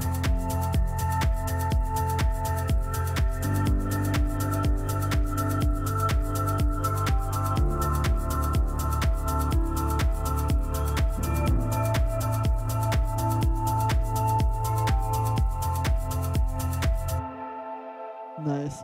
So basically in this part, there's like, the piano is still playing, but it's just playing that like, the top thing. It doesn't have the whole chords.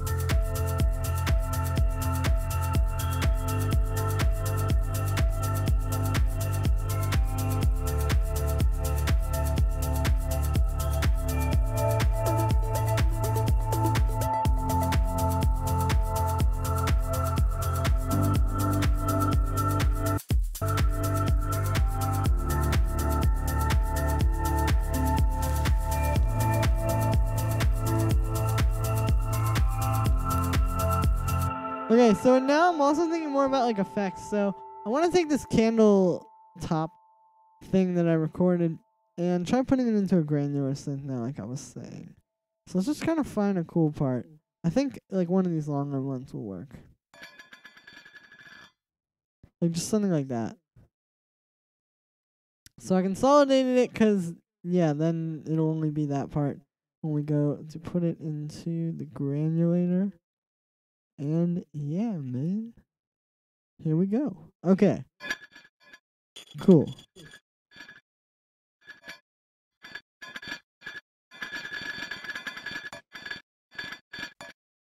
So I think I need to kind of like...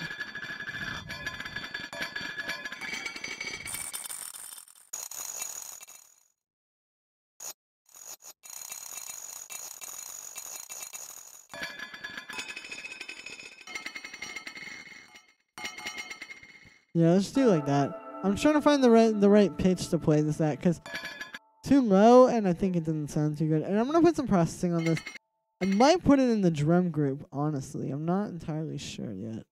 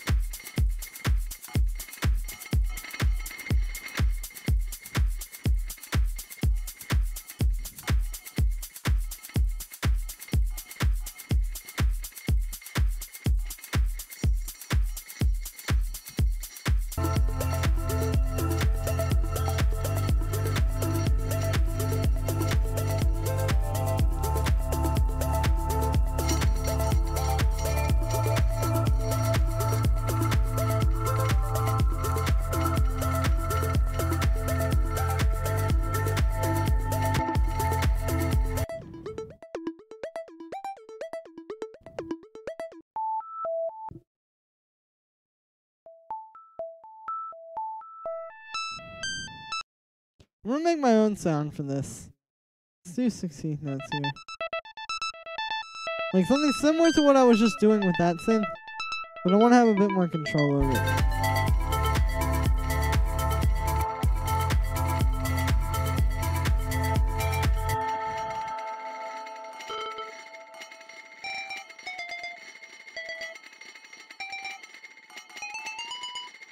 Yo, is this thing...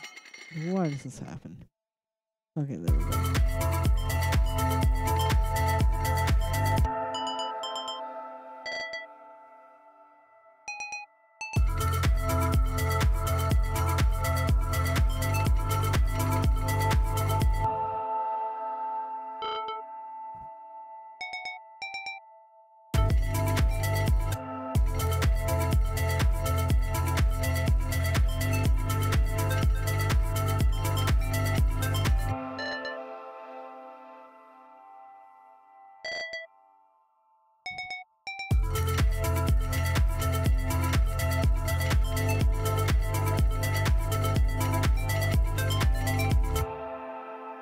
Let me see. Do I have any current submissions? No.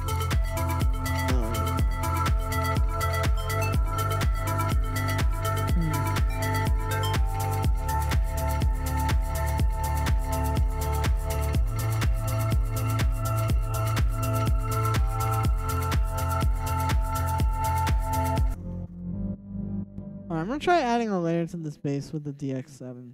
Because I think that will give it a nice kind of like a little bit smoother bass. And then I can have the organ one be more in the high end, which will give me more freedom with it, actually.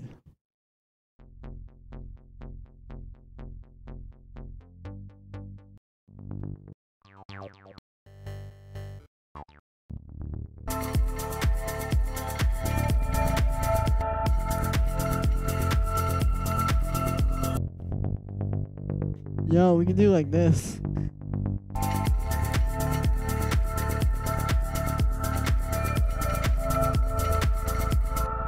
Well, am I gonna put that last note up a bit higher? But I could actually have it do like that kind of like transy vibe.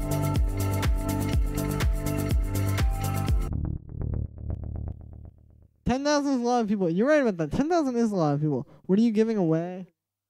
I'm not sure. I haven't figured that out, but I think I'm gonna do a stream where I do free sound design submissions, because usually a request like usually it costs like $2 or more to get like a sound design request when I do those streams, but I'm gonna just do one for free. I think when I get like the day that I'm gonna hit 10K or whatever. Alright, I want to try something here with some automation. I feel like I can make this sound like really warped.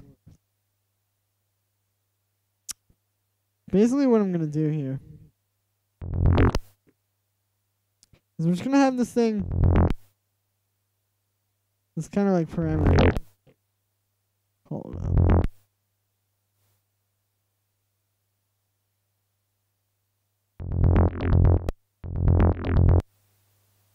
Alright, I gotta have a little.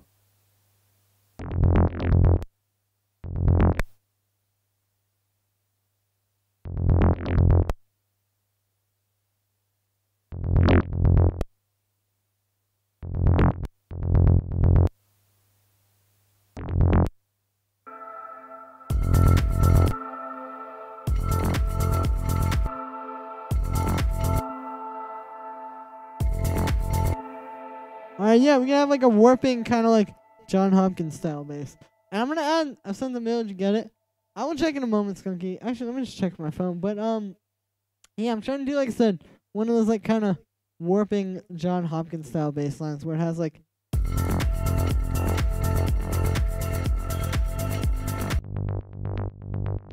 some motion. And I'm gonna also get like, I'm gonna do this in a variety of ways. It's not just gonna be that one automation, of course. But yo, let me check and see. I got that email. I did. Alright, I will pull this one up from Skunky. Ruben Delzato. Alright, let's hear this track.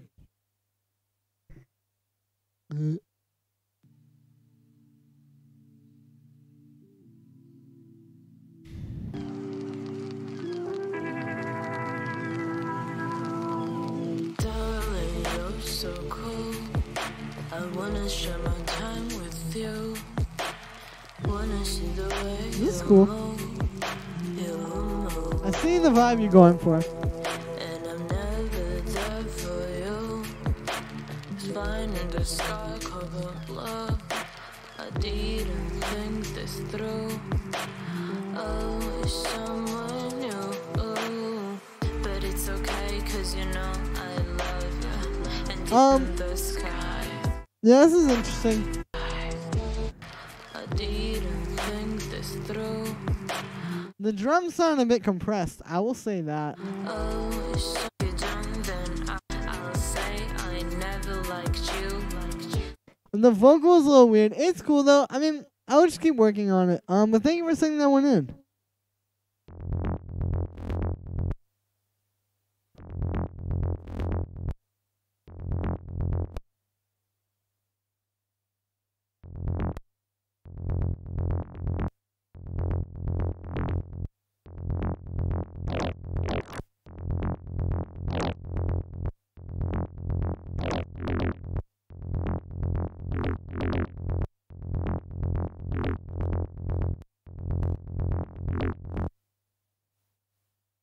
Cool. Okay, here we go.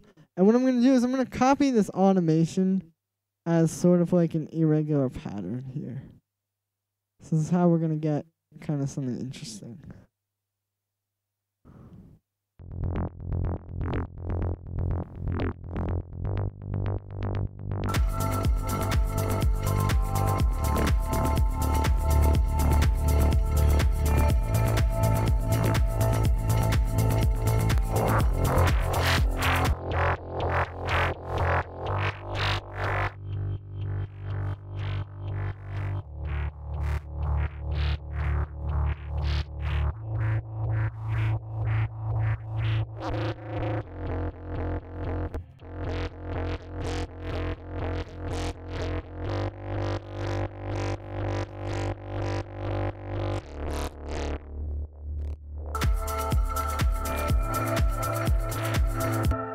Nah, I don't know. It was worth a shot. Oops, sorry. Is that true? Alright, hold on. Let me just keep going with the DX7. It was worth a shot. I guess I could still have the trancey bass though. I kinda like it, it's cool.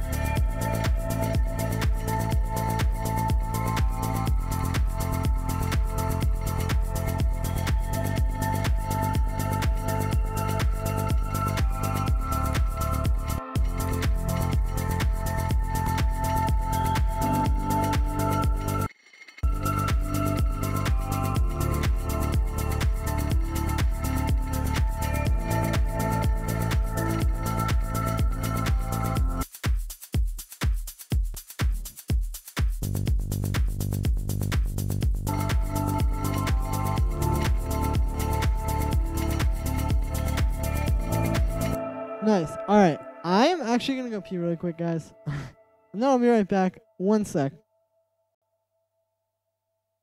If you want to send in any more submissions, I'll still listen to them. Send them through, and I'll check them out when I'm back. But yeah, one sec, guys.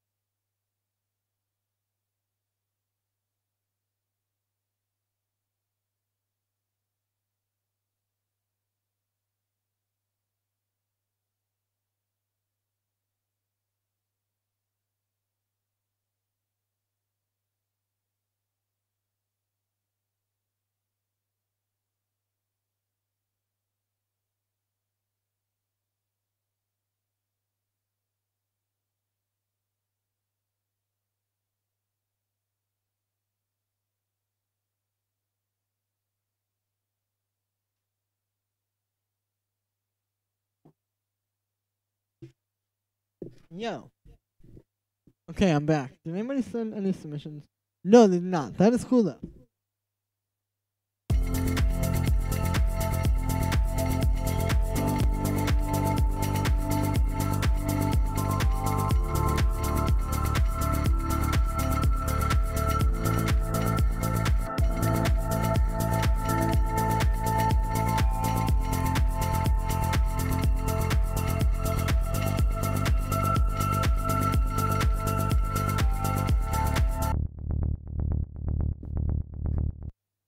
You know what I'm gonna do here? What I'm gonna do is I'm still gonna do those like wave shaper automations on the bass, but we'll just add them at the end of every like 4 bars or something. So it'll be more like this. But this way I think it'll be a little bit less like over the top.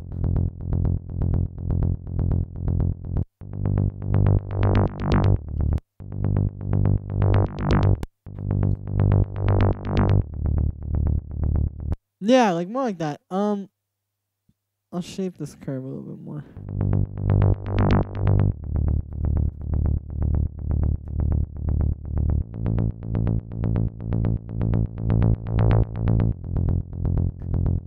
Yeah, you know, just something kind of.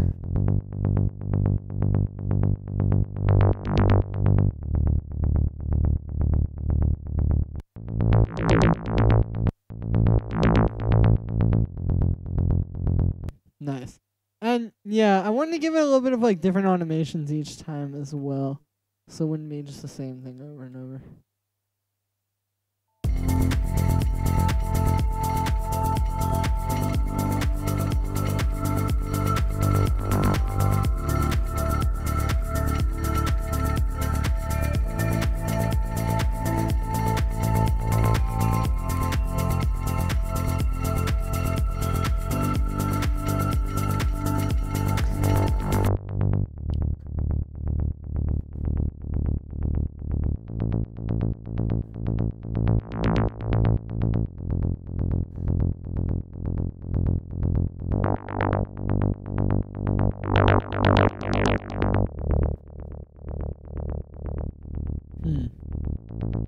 Yeah, okay, about there is good.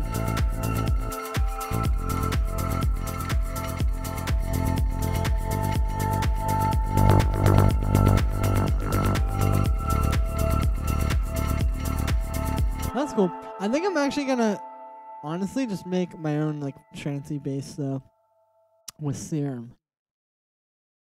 But alright, so yeah, let me get the MIDI effects here, arpeggiator, and we'll just go in and get it 16th notes. And like I said, I'm just gonna do this with Serum because I like that one. It's cool, it gave me the idea, but I want to give it a little bit of my own touch.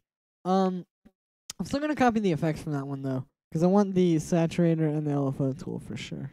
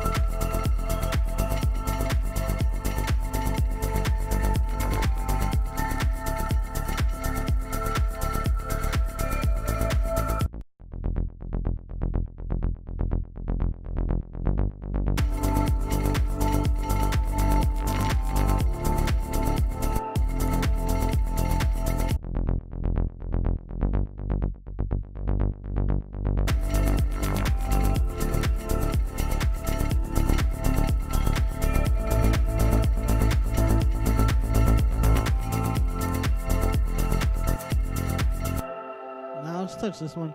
Okay, cool. Or I'll just keep using this one. What am I saying? So something I want to try now is I actually want to get some layers of guitar chords in here, which won't be that hard. Basically, what I'm going to do.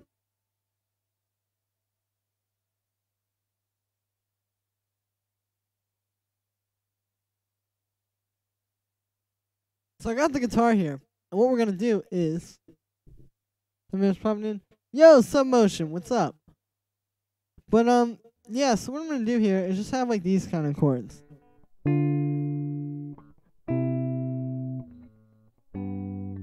Stuff like that. With the chords that are in this track. Now, what I need to do is figure out what those chords are.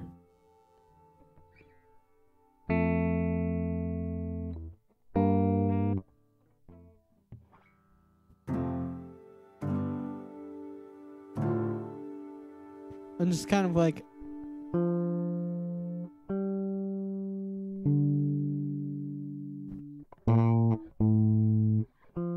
okay, yeah, I get what that is. But yeah, so I'm gonna record them separately. So I'm gonna do the low notes first right now, and then I will record the high notes of the chords as well.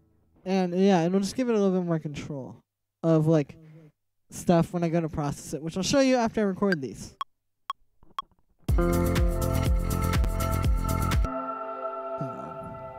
Gotta make sure we're in tune. But yeah, I think like some guitar chords here could kind of help. Like it helps to fill out the part where the piano is, because they just sort of work really well together. Yo, Rocket Runes, thank you for subscribing. All right, let's do this again.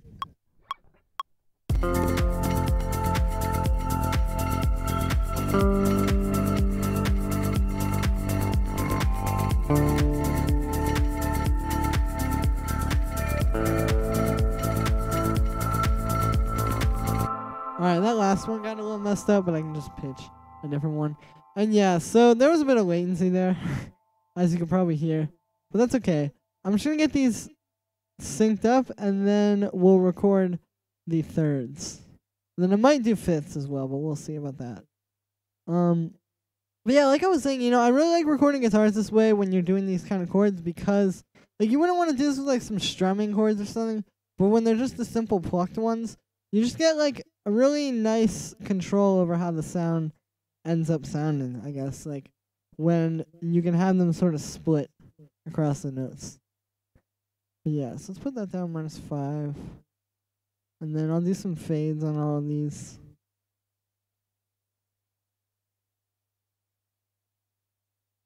There we go.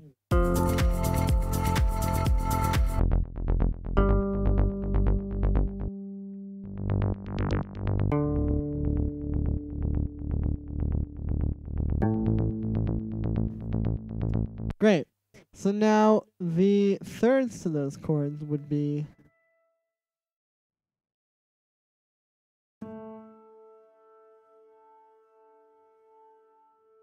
awesome. Let me get a new guitar track so you guys can hear what's going on. But yeah, so now, like I said, we're just gonna record the thirds. So now, here, I'll play this with the piano so you can kind of hear.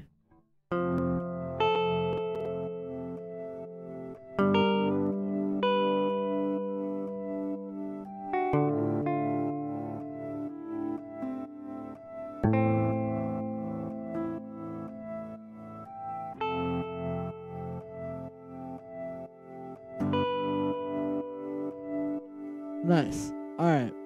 So let me make sure this is all in tune.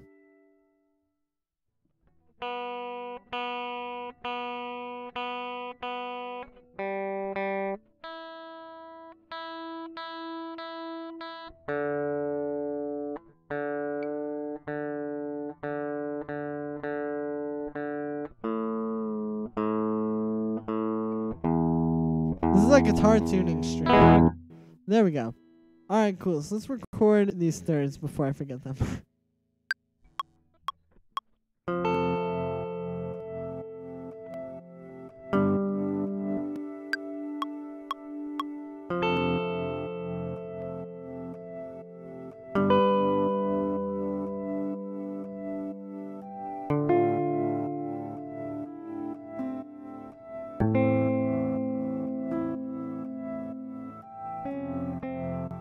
Alright, cool, we good. So, now, let me take the guitar off.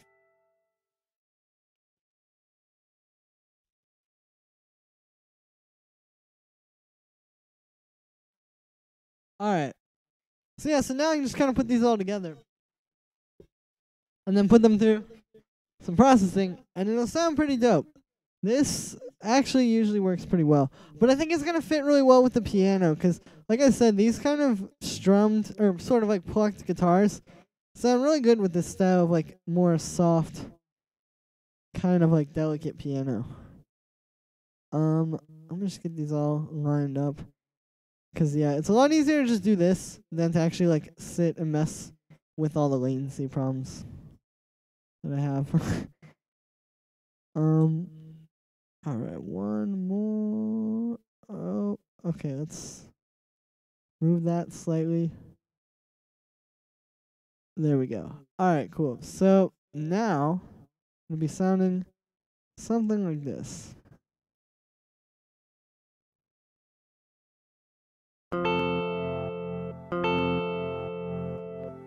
Oh god, I still gotta fix that one.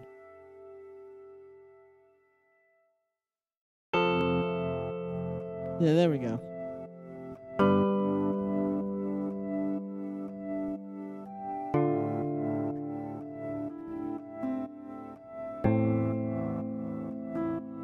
I'm gonna also make some fifths here. I'm just gonna take the root notes and put it up all plus 1, 2, 3, 4, 5, 6, 7.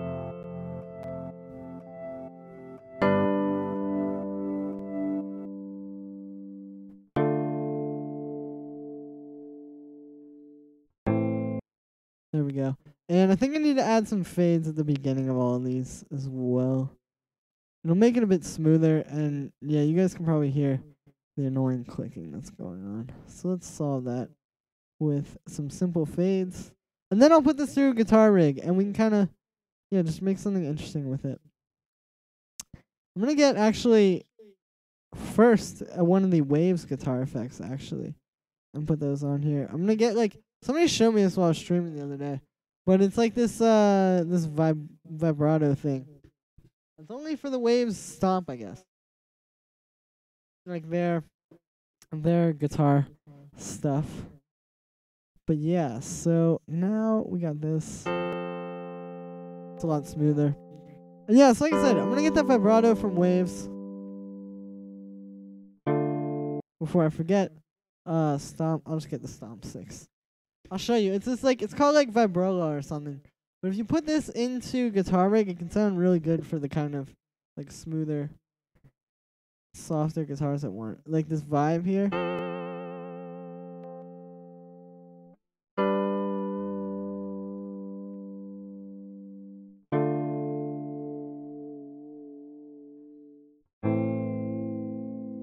There we go. Gives it some nice kind of, I guess, some vibe. But yeah. So now I can just put that into guitar rig. And I guess I can find a preset, but honestly, I think I'll just make my own kind of thing here. I know what I want. I want swing reverb.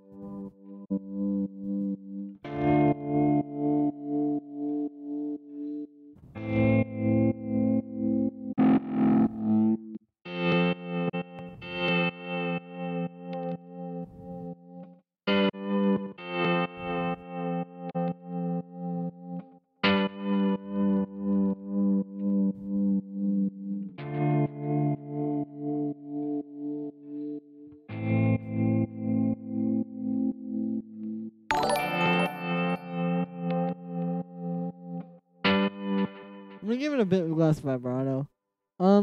Yo, Choice, thank you for subscribing.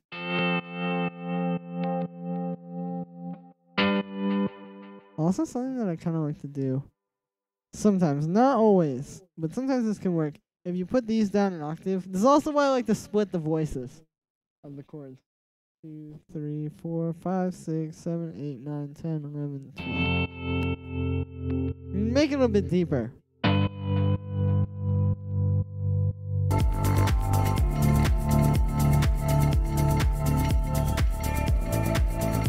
Maybe not. It was worth a shot.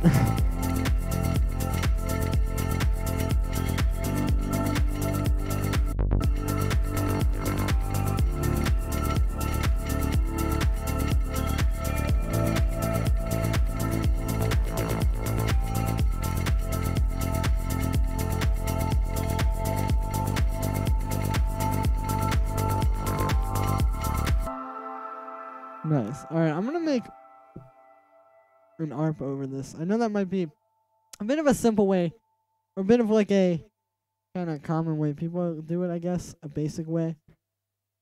But yeah, I think putting an ARP over this would sound cool. Just gotta find the right sound, which honestly this can work for now. Let me put an alpha tool on there so it'll be sort of under control. And yeah, I'm gonna try to make it in A minor since this is in F major. Oh god.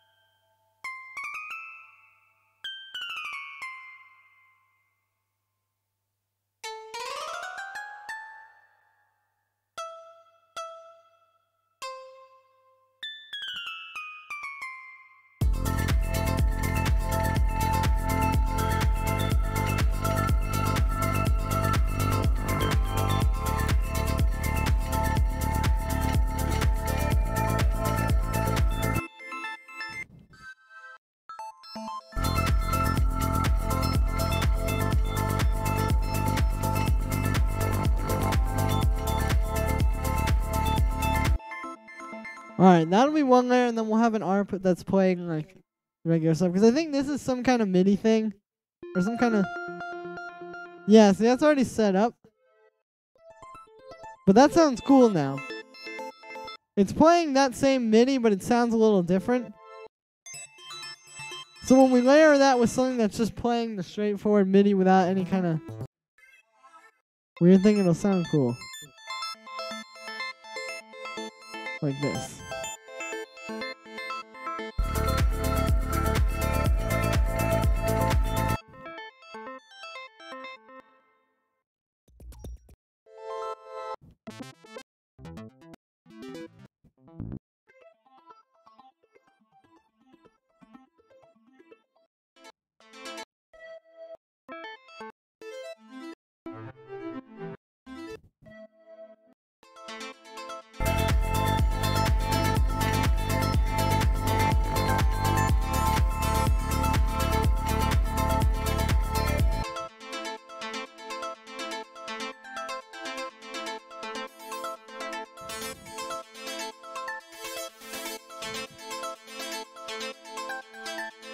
Alright, there we go.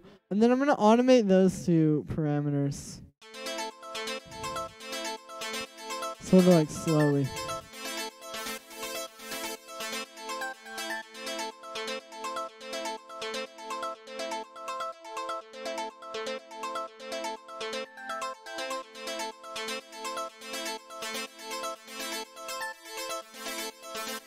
There we go. And then we can play with this one as well.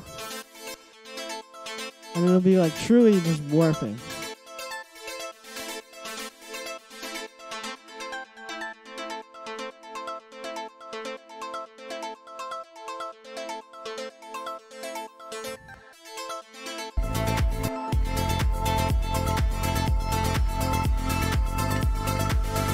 Really want to show you about chord progression next time? I can talk about that a bit, Bob. Deep, thank you. What's the, oh yeah, what's the, yeah. Just deep stuff. Melodic house.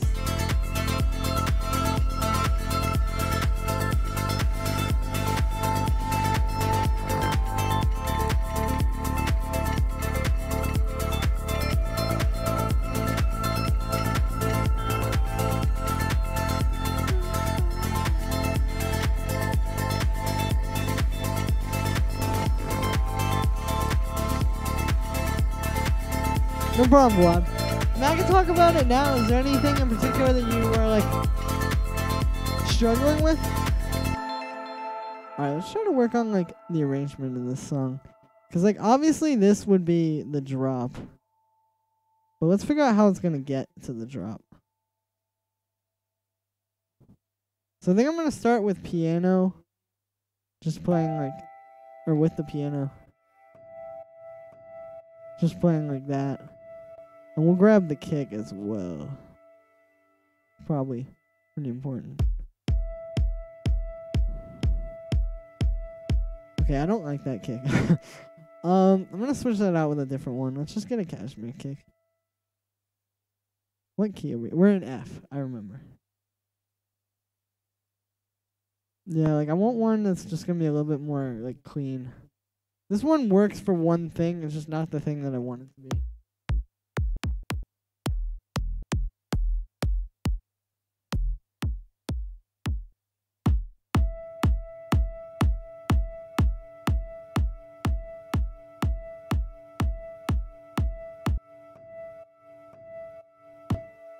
Nice, and we'll also bring in whoops. We'll also bring in like these.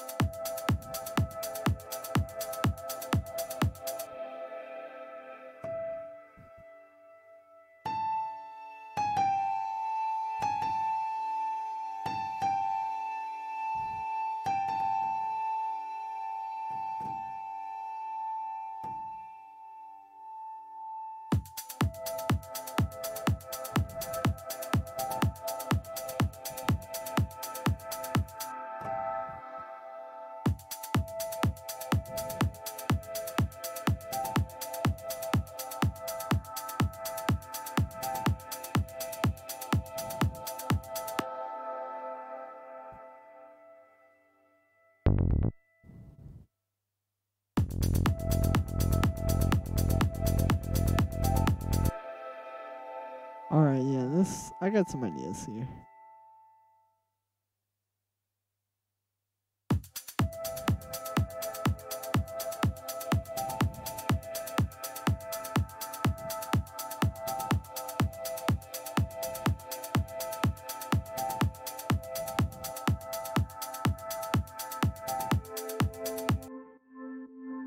And we're gonna have this one sort of like coming in with a utility here. And I'm actually going to start it back here. And it'll start coming in from there. Because this way it'll be a little bit less just like 8-bar loopy, if that makes any sense.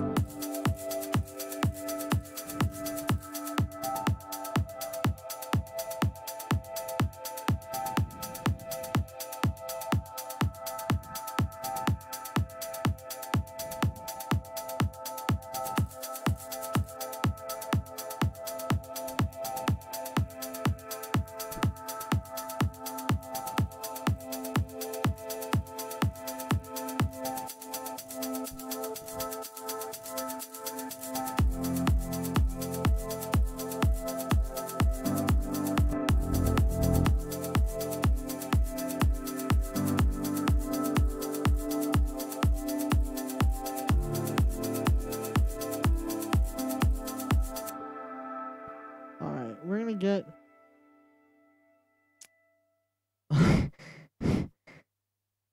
Good one, Josh. You know, I wasn't gonna say that I would show you how to find it, but you truly are on a noble quest, so I respect that. But I wouldn't know anything about that, so I'm not the person to ask. Yeah. I need some bass here.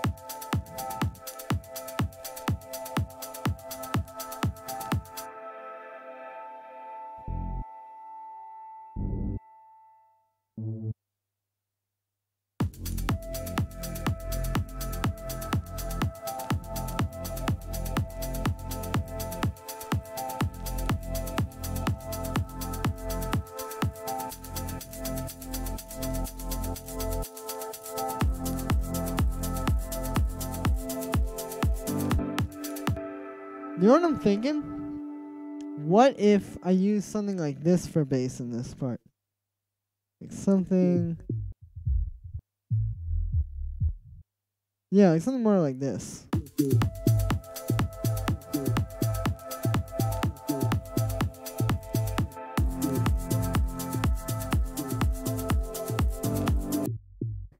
I think that's kind of more of the move here. Now I gotta get the pitch right. I'm gonna get rid of that vocal in there too, don't worry.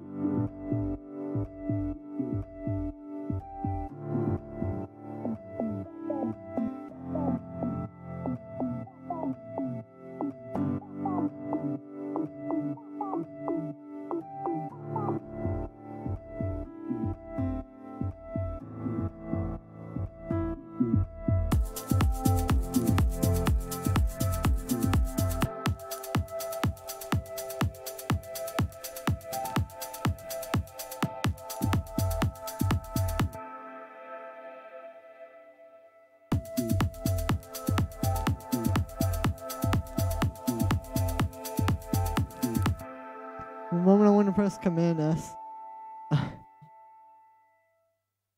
Well, yeah, I think this sounds pretty solid. I like using this kind of like bass here, because it doesn't give away like the cool trancy bass in the drop, you know?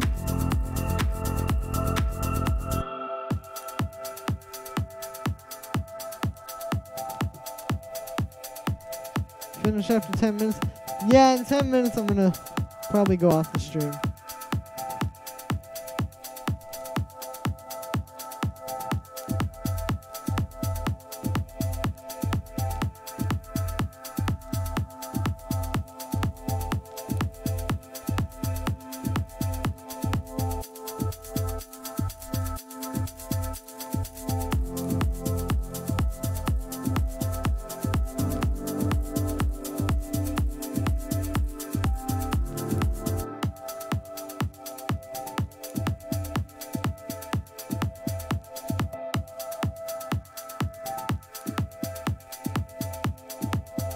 There we go. I wanted the bass to kind of filter in there.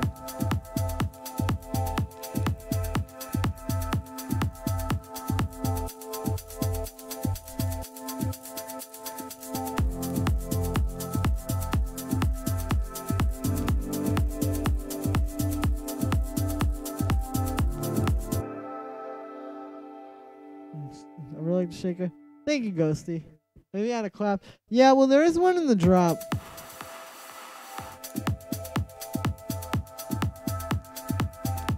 I'll see in this part, though.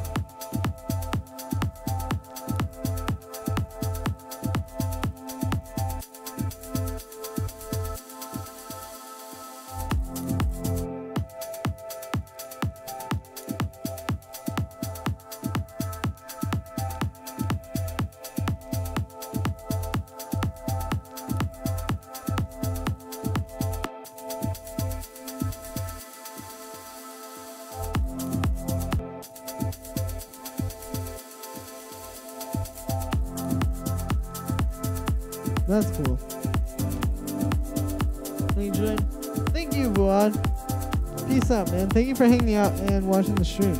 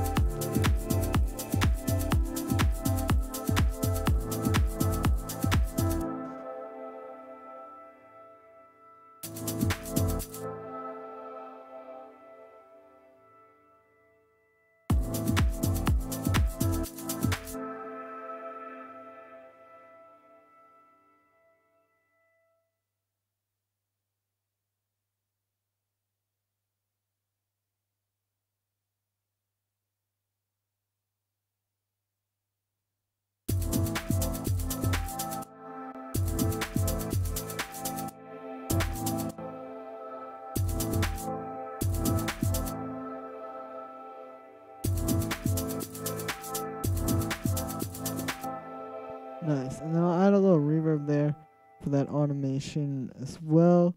Like we'll automate the mix up.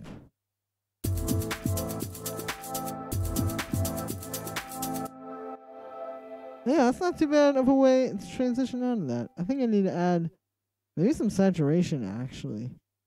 Like if I automate this bass frequency.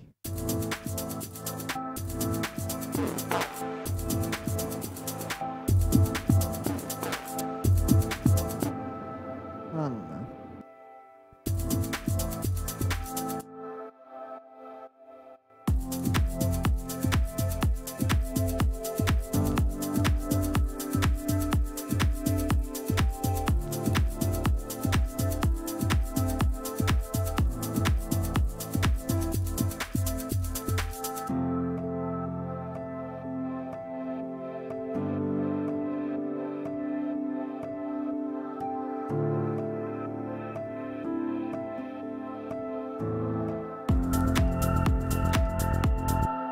King of Patron. Hey, thank you, Archlence. I hope I'm pronouncing that right, but thank you very much. I appreciate that.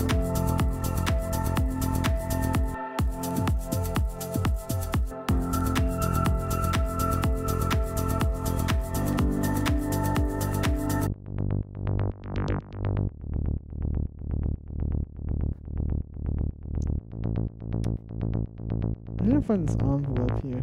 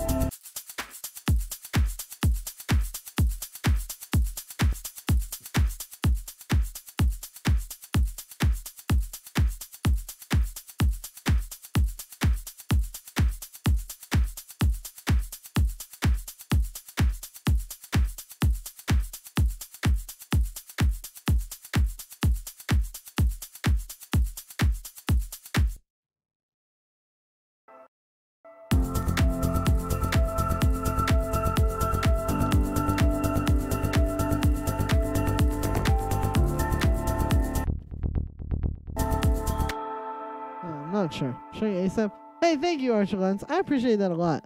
What DX? Yeah, it's the Arturia DX7. Dude, thank you for the kind words, Archer Lens. I'm glad you like my videos.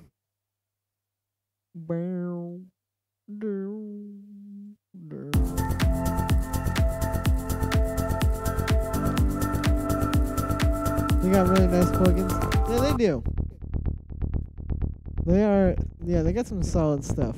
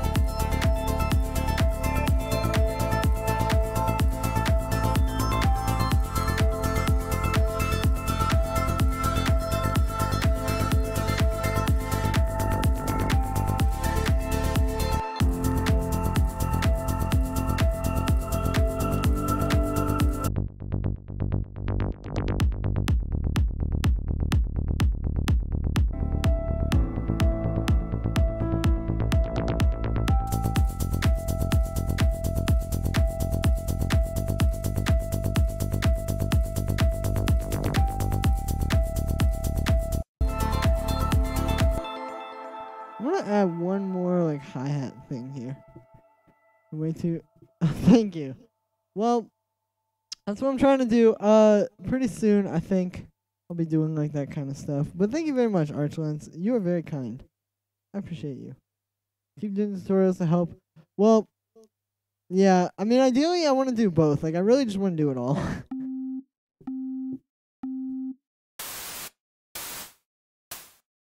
Oh, whoops. I want this to be more like this.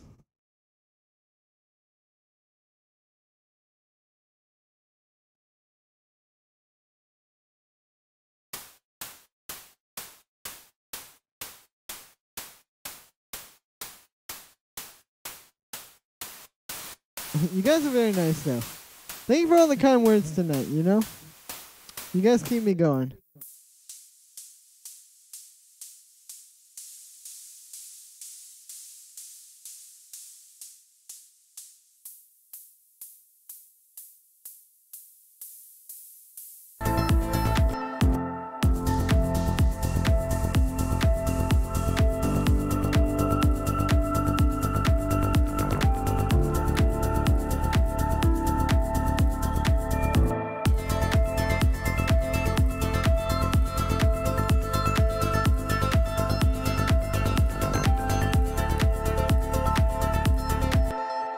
Enjoyed the stream, not leaving yet.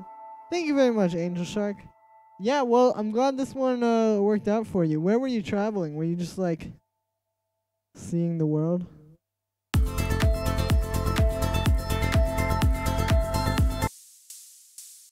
Alright, I'm gonna get a better hi-hat from here, maybe.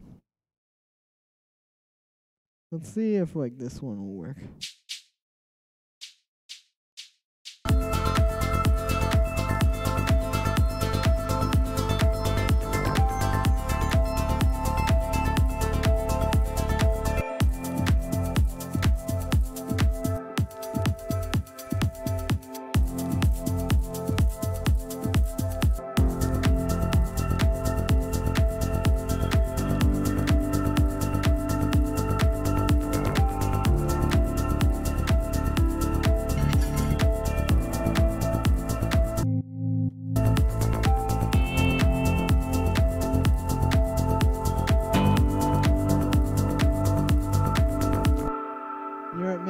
True.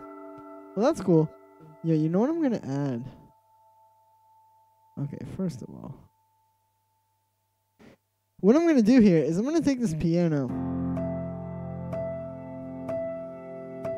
I'm actually gonna get rid of those high notes.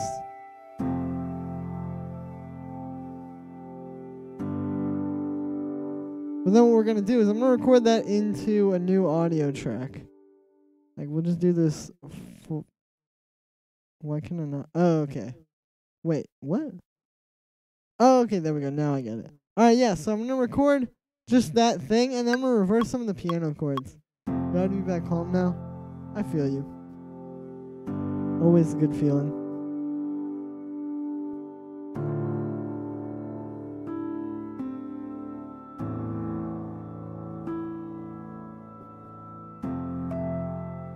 Cool, and now what I can do is I can use that recording, and I will have some cool reversed little piano chops that I can play with. Like if we do this.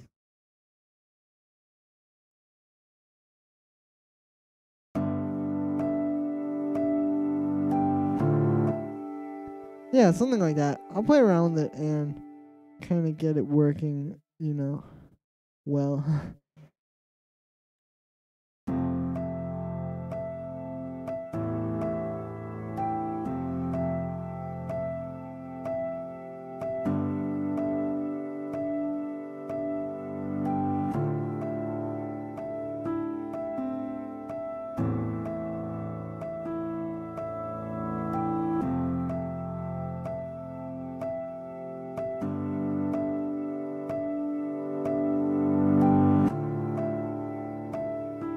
Yeah, that's cool. I'm gonna get this one as loud as that other one, though. And then I can just turn it down.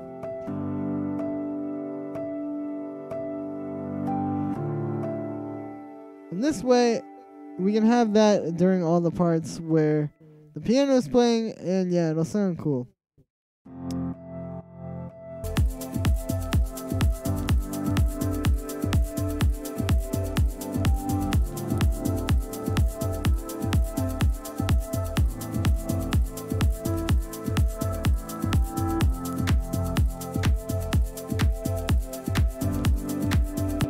How do you feel about crocodiles? I like crocodiles. Never did anything bad to me.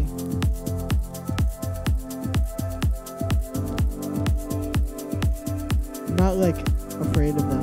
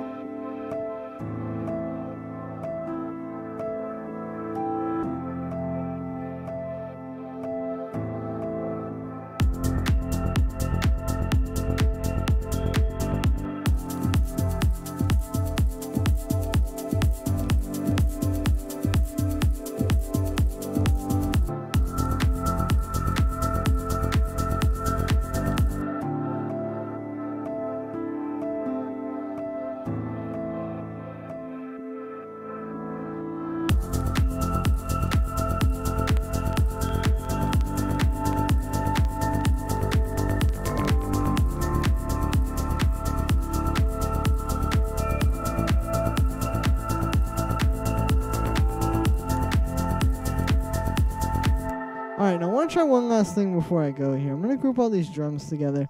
And something I've been doing lately is just duplicating my drum group. And then on the second one, putting like some crazy effects. And then just kind of like filtering it so they fit together. So let me try something like this.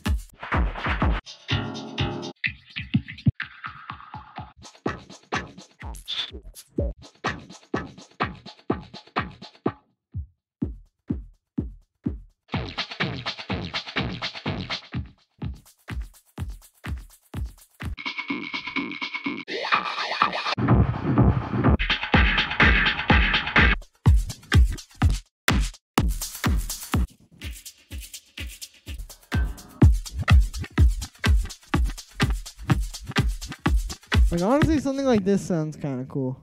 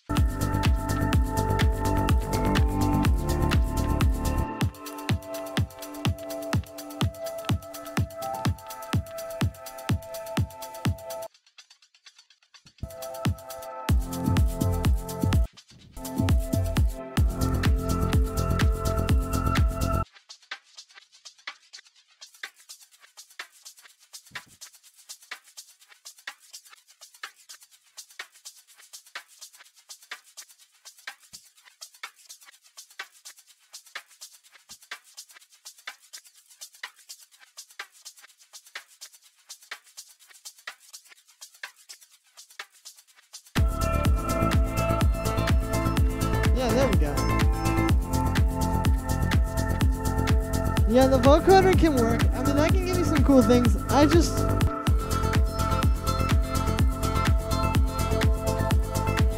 don't know. I like this more. The vocoder isn't really what I'm going for right now.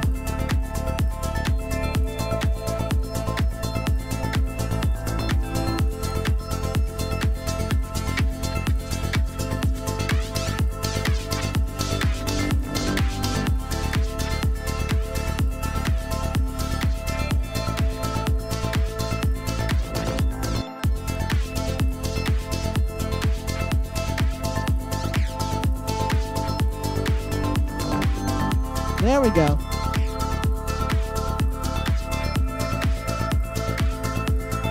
Works better. True.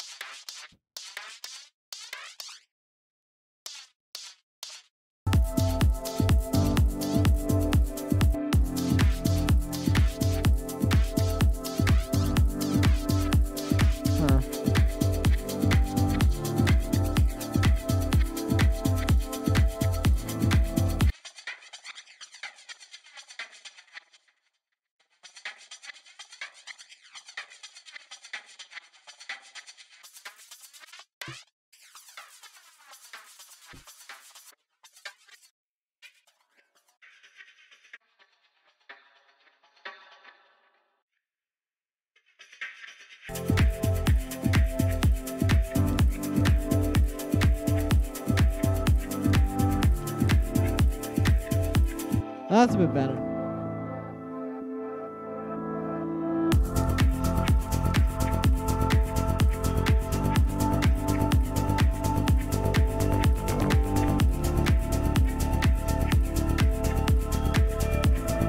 Should I put this out?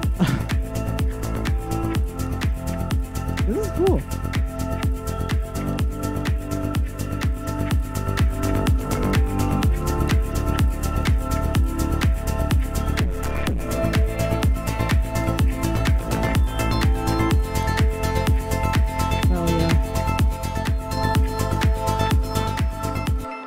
Try this master chain that I found in a project file that someone sent me.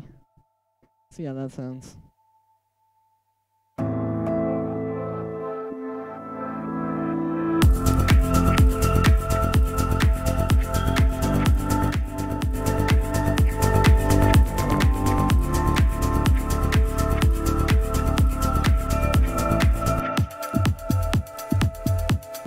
Thank you, Bugsy. Well, hell yeah. You guys are nice.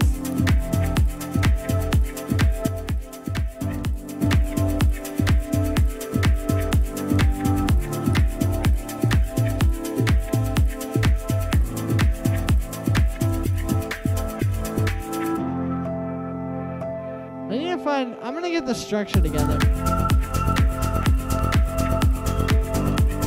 But I'll get some vocals for this, and I'll make it into something.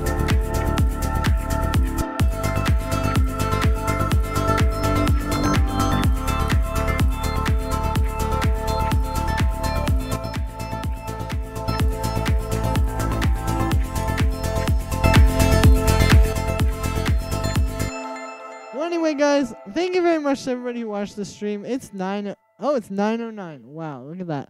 But yeah, I'm gonna go. I've been streaming for 3 hours now. Again, thank you very much to everybody. I love you all.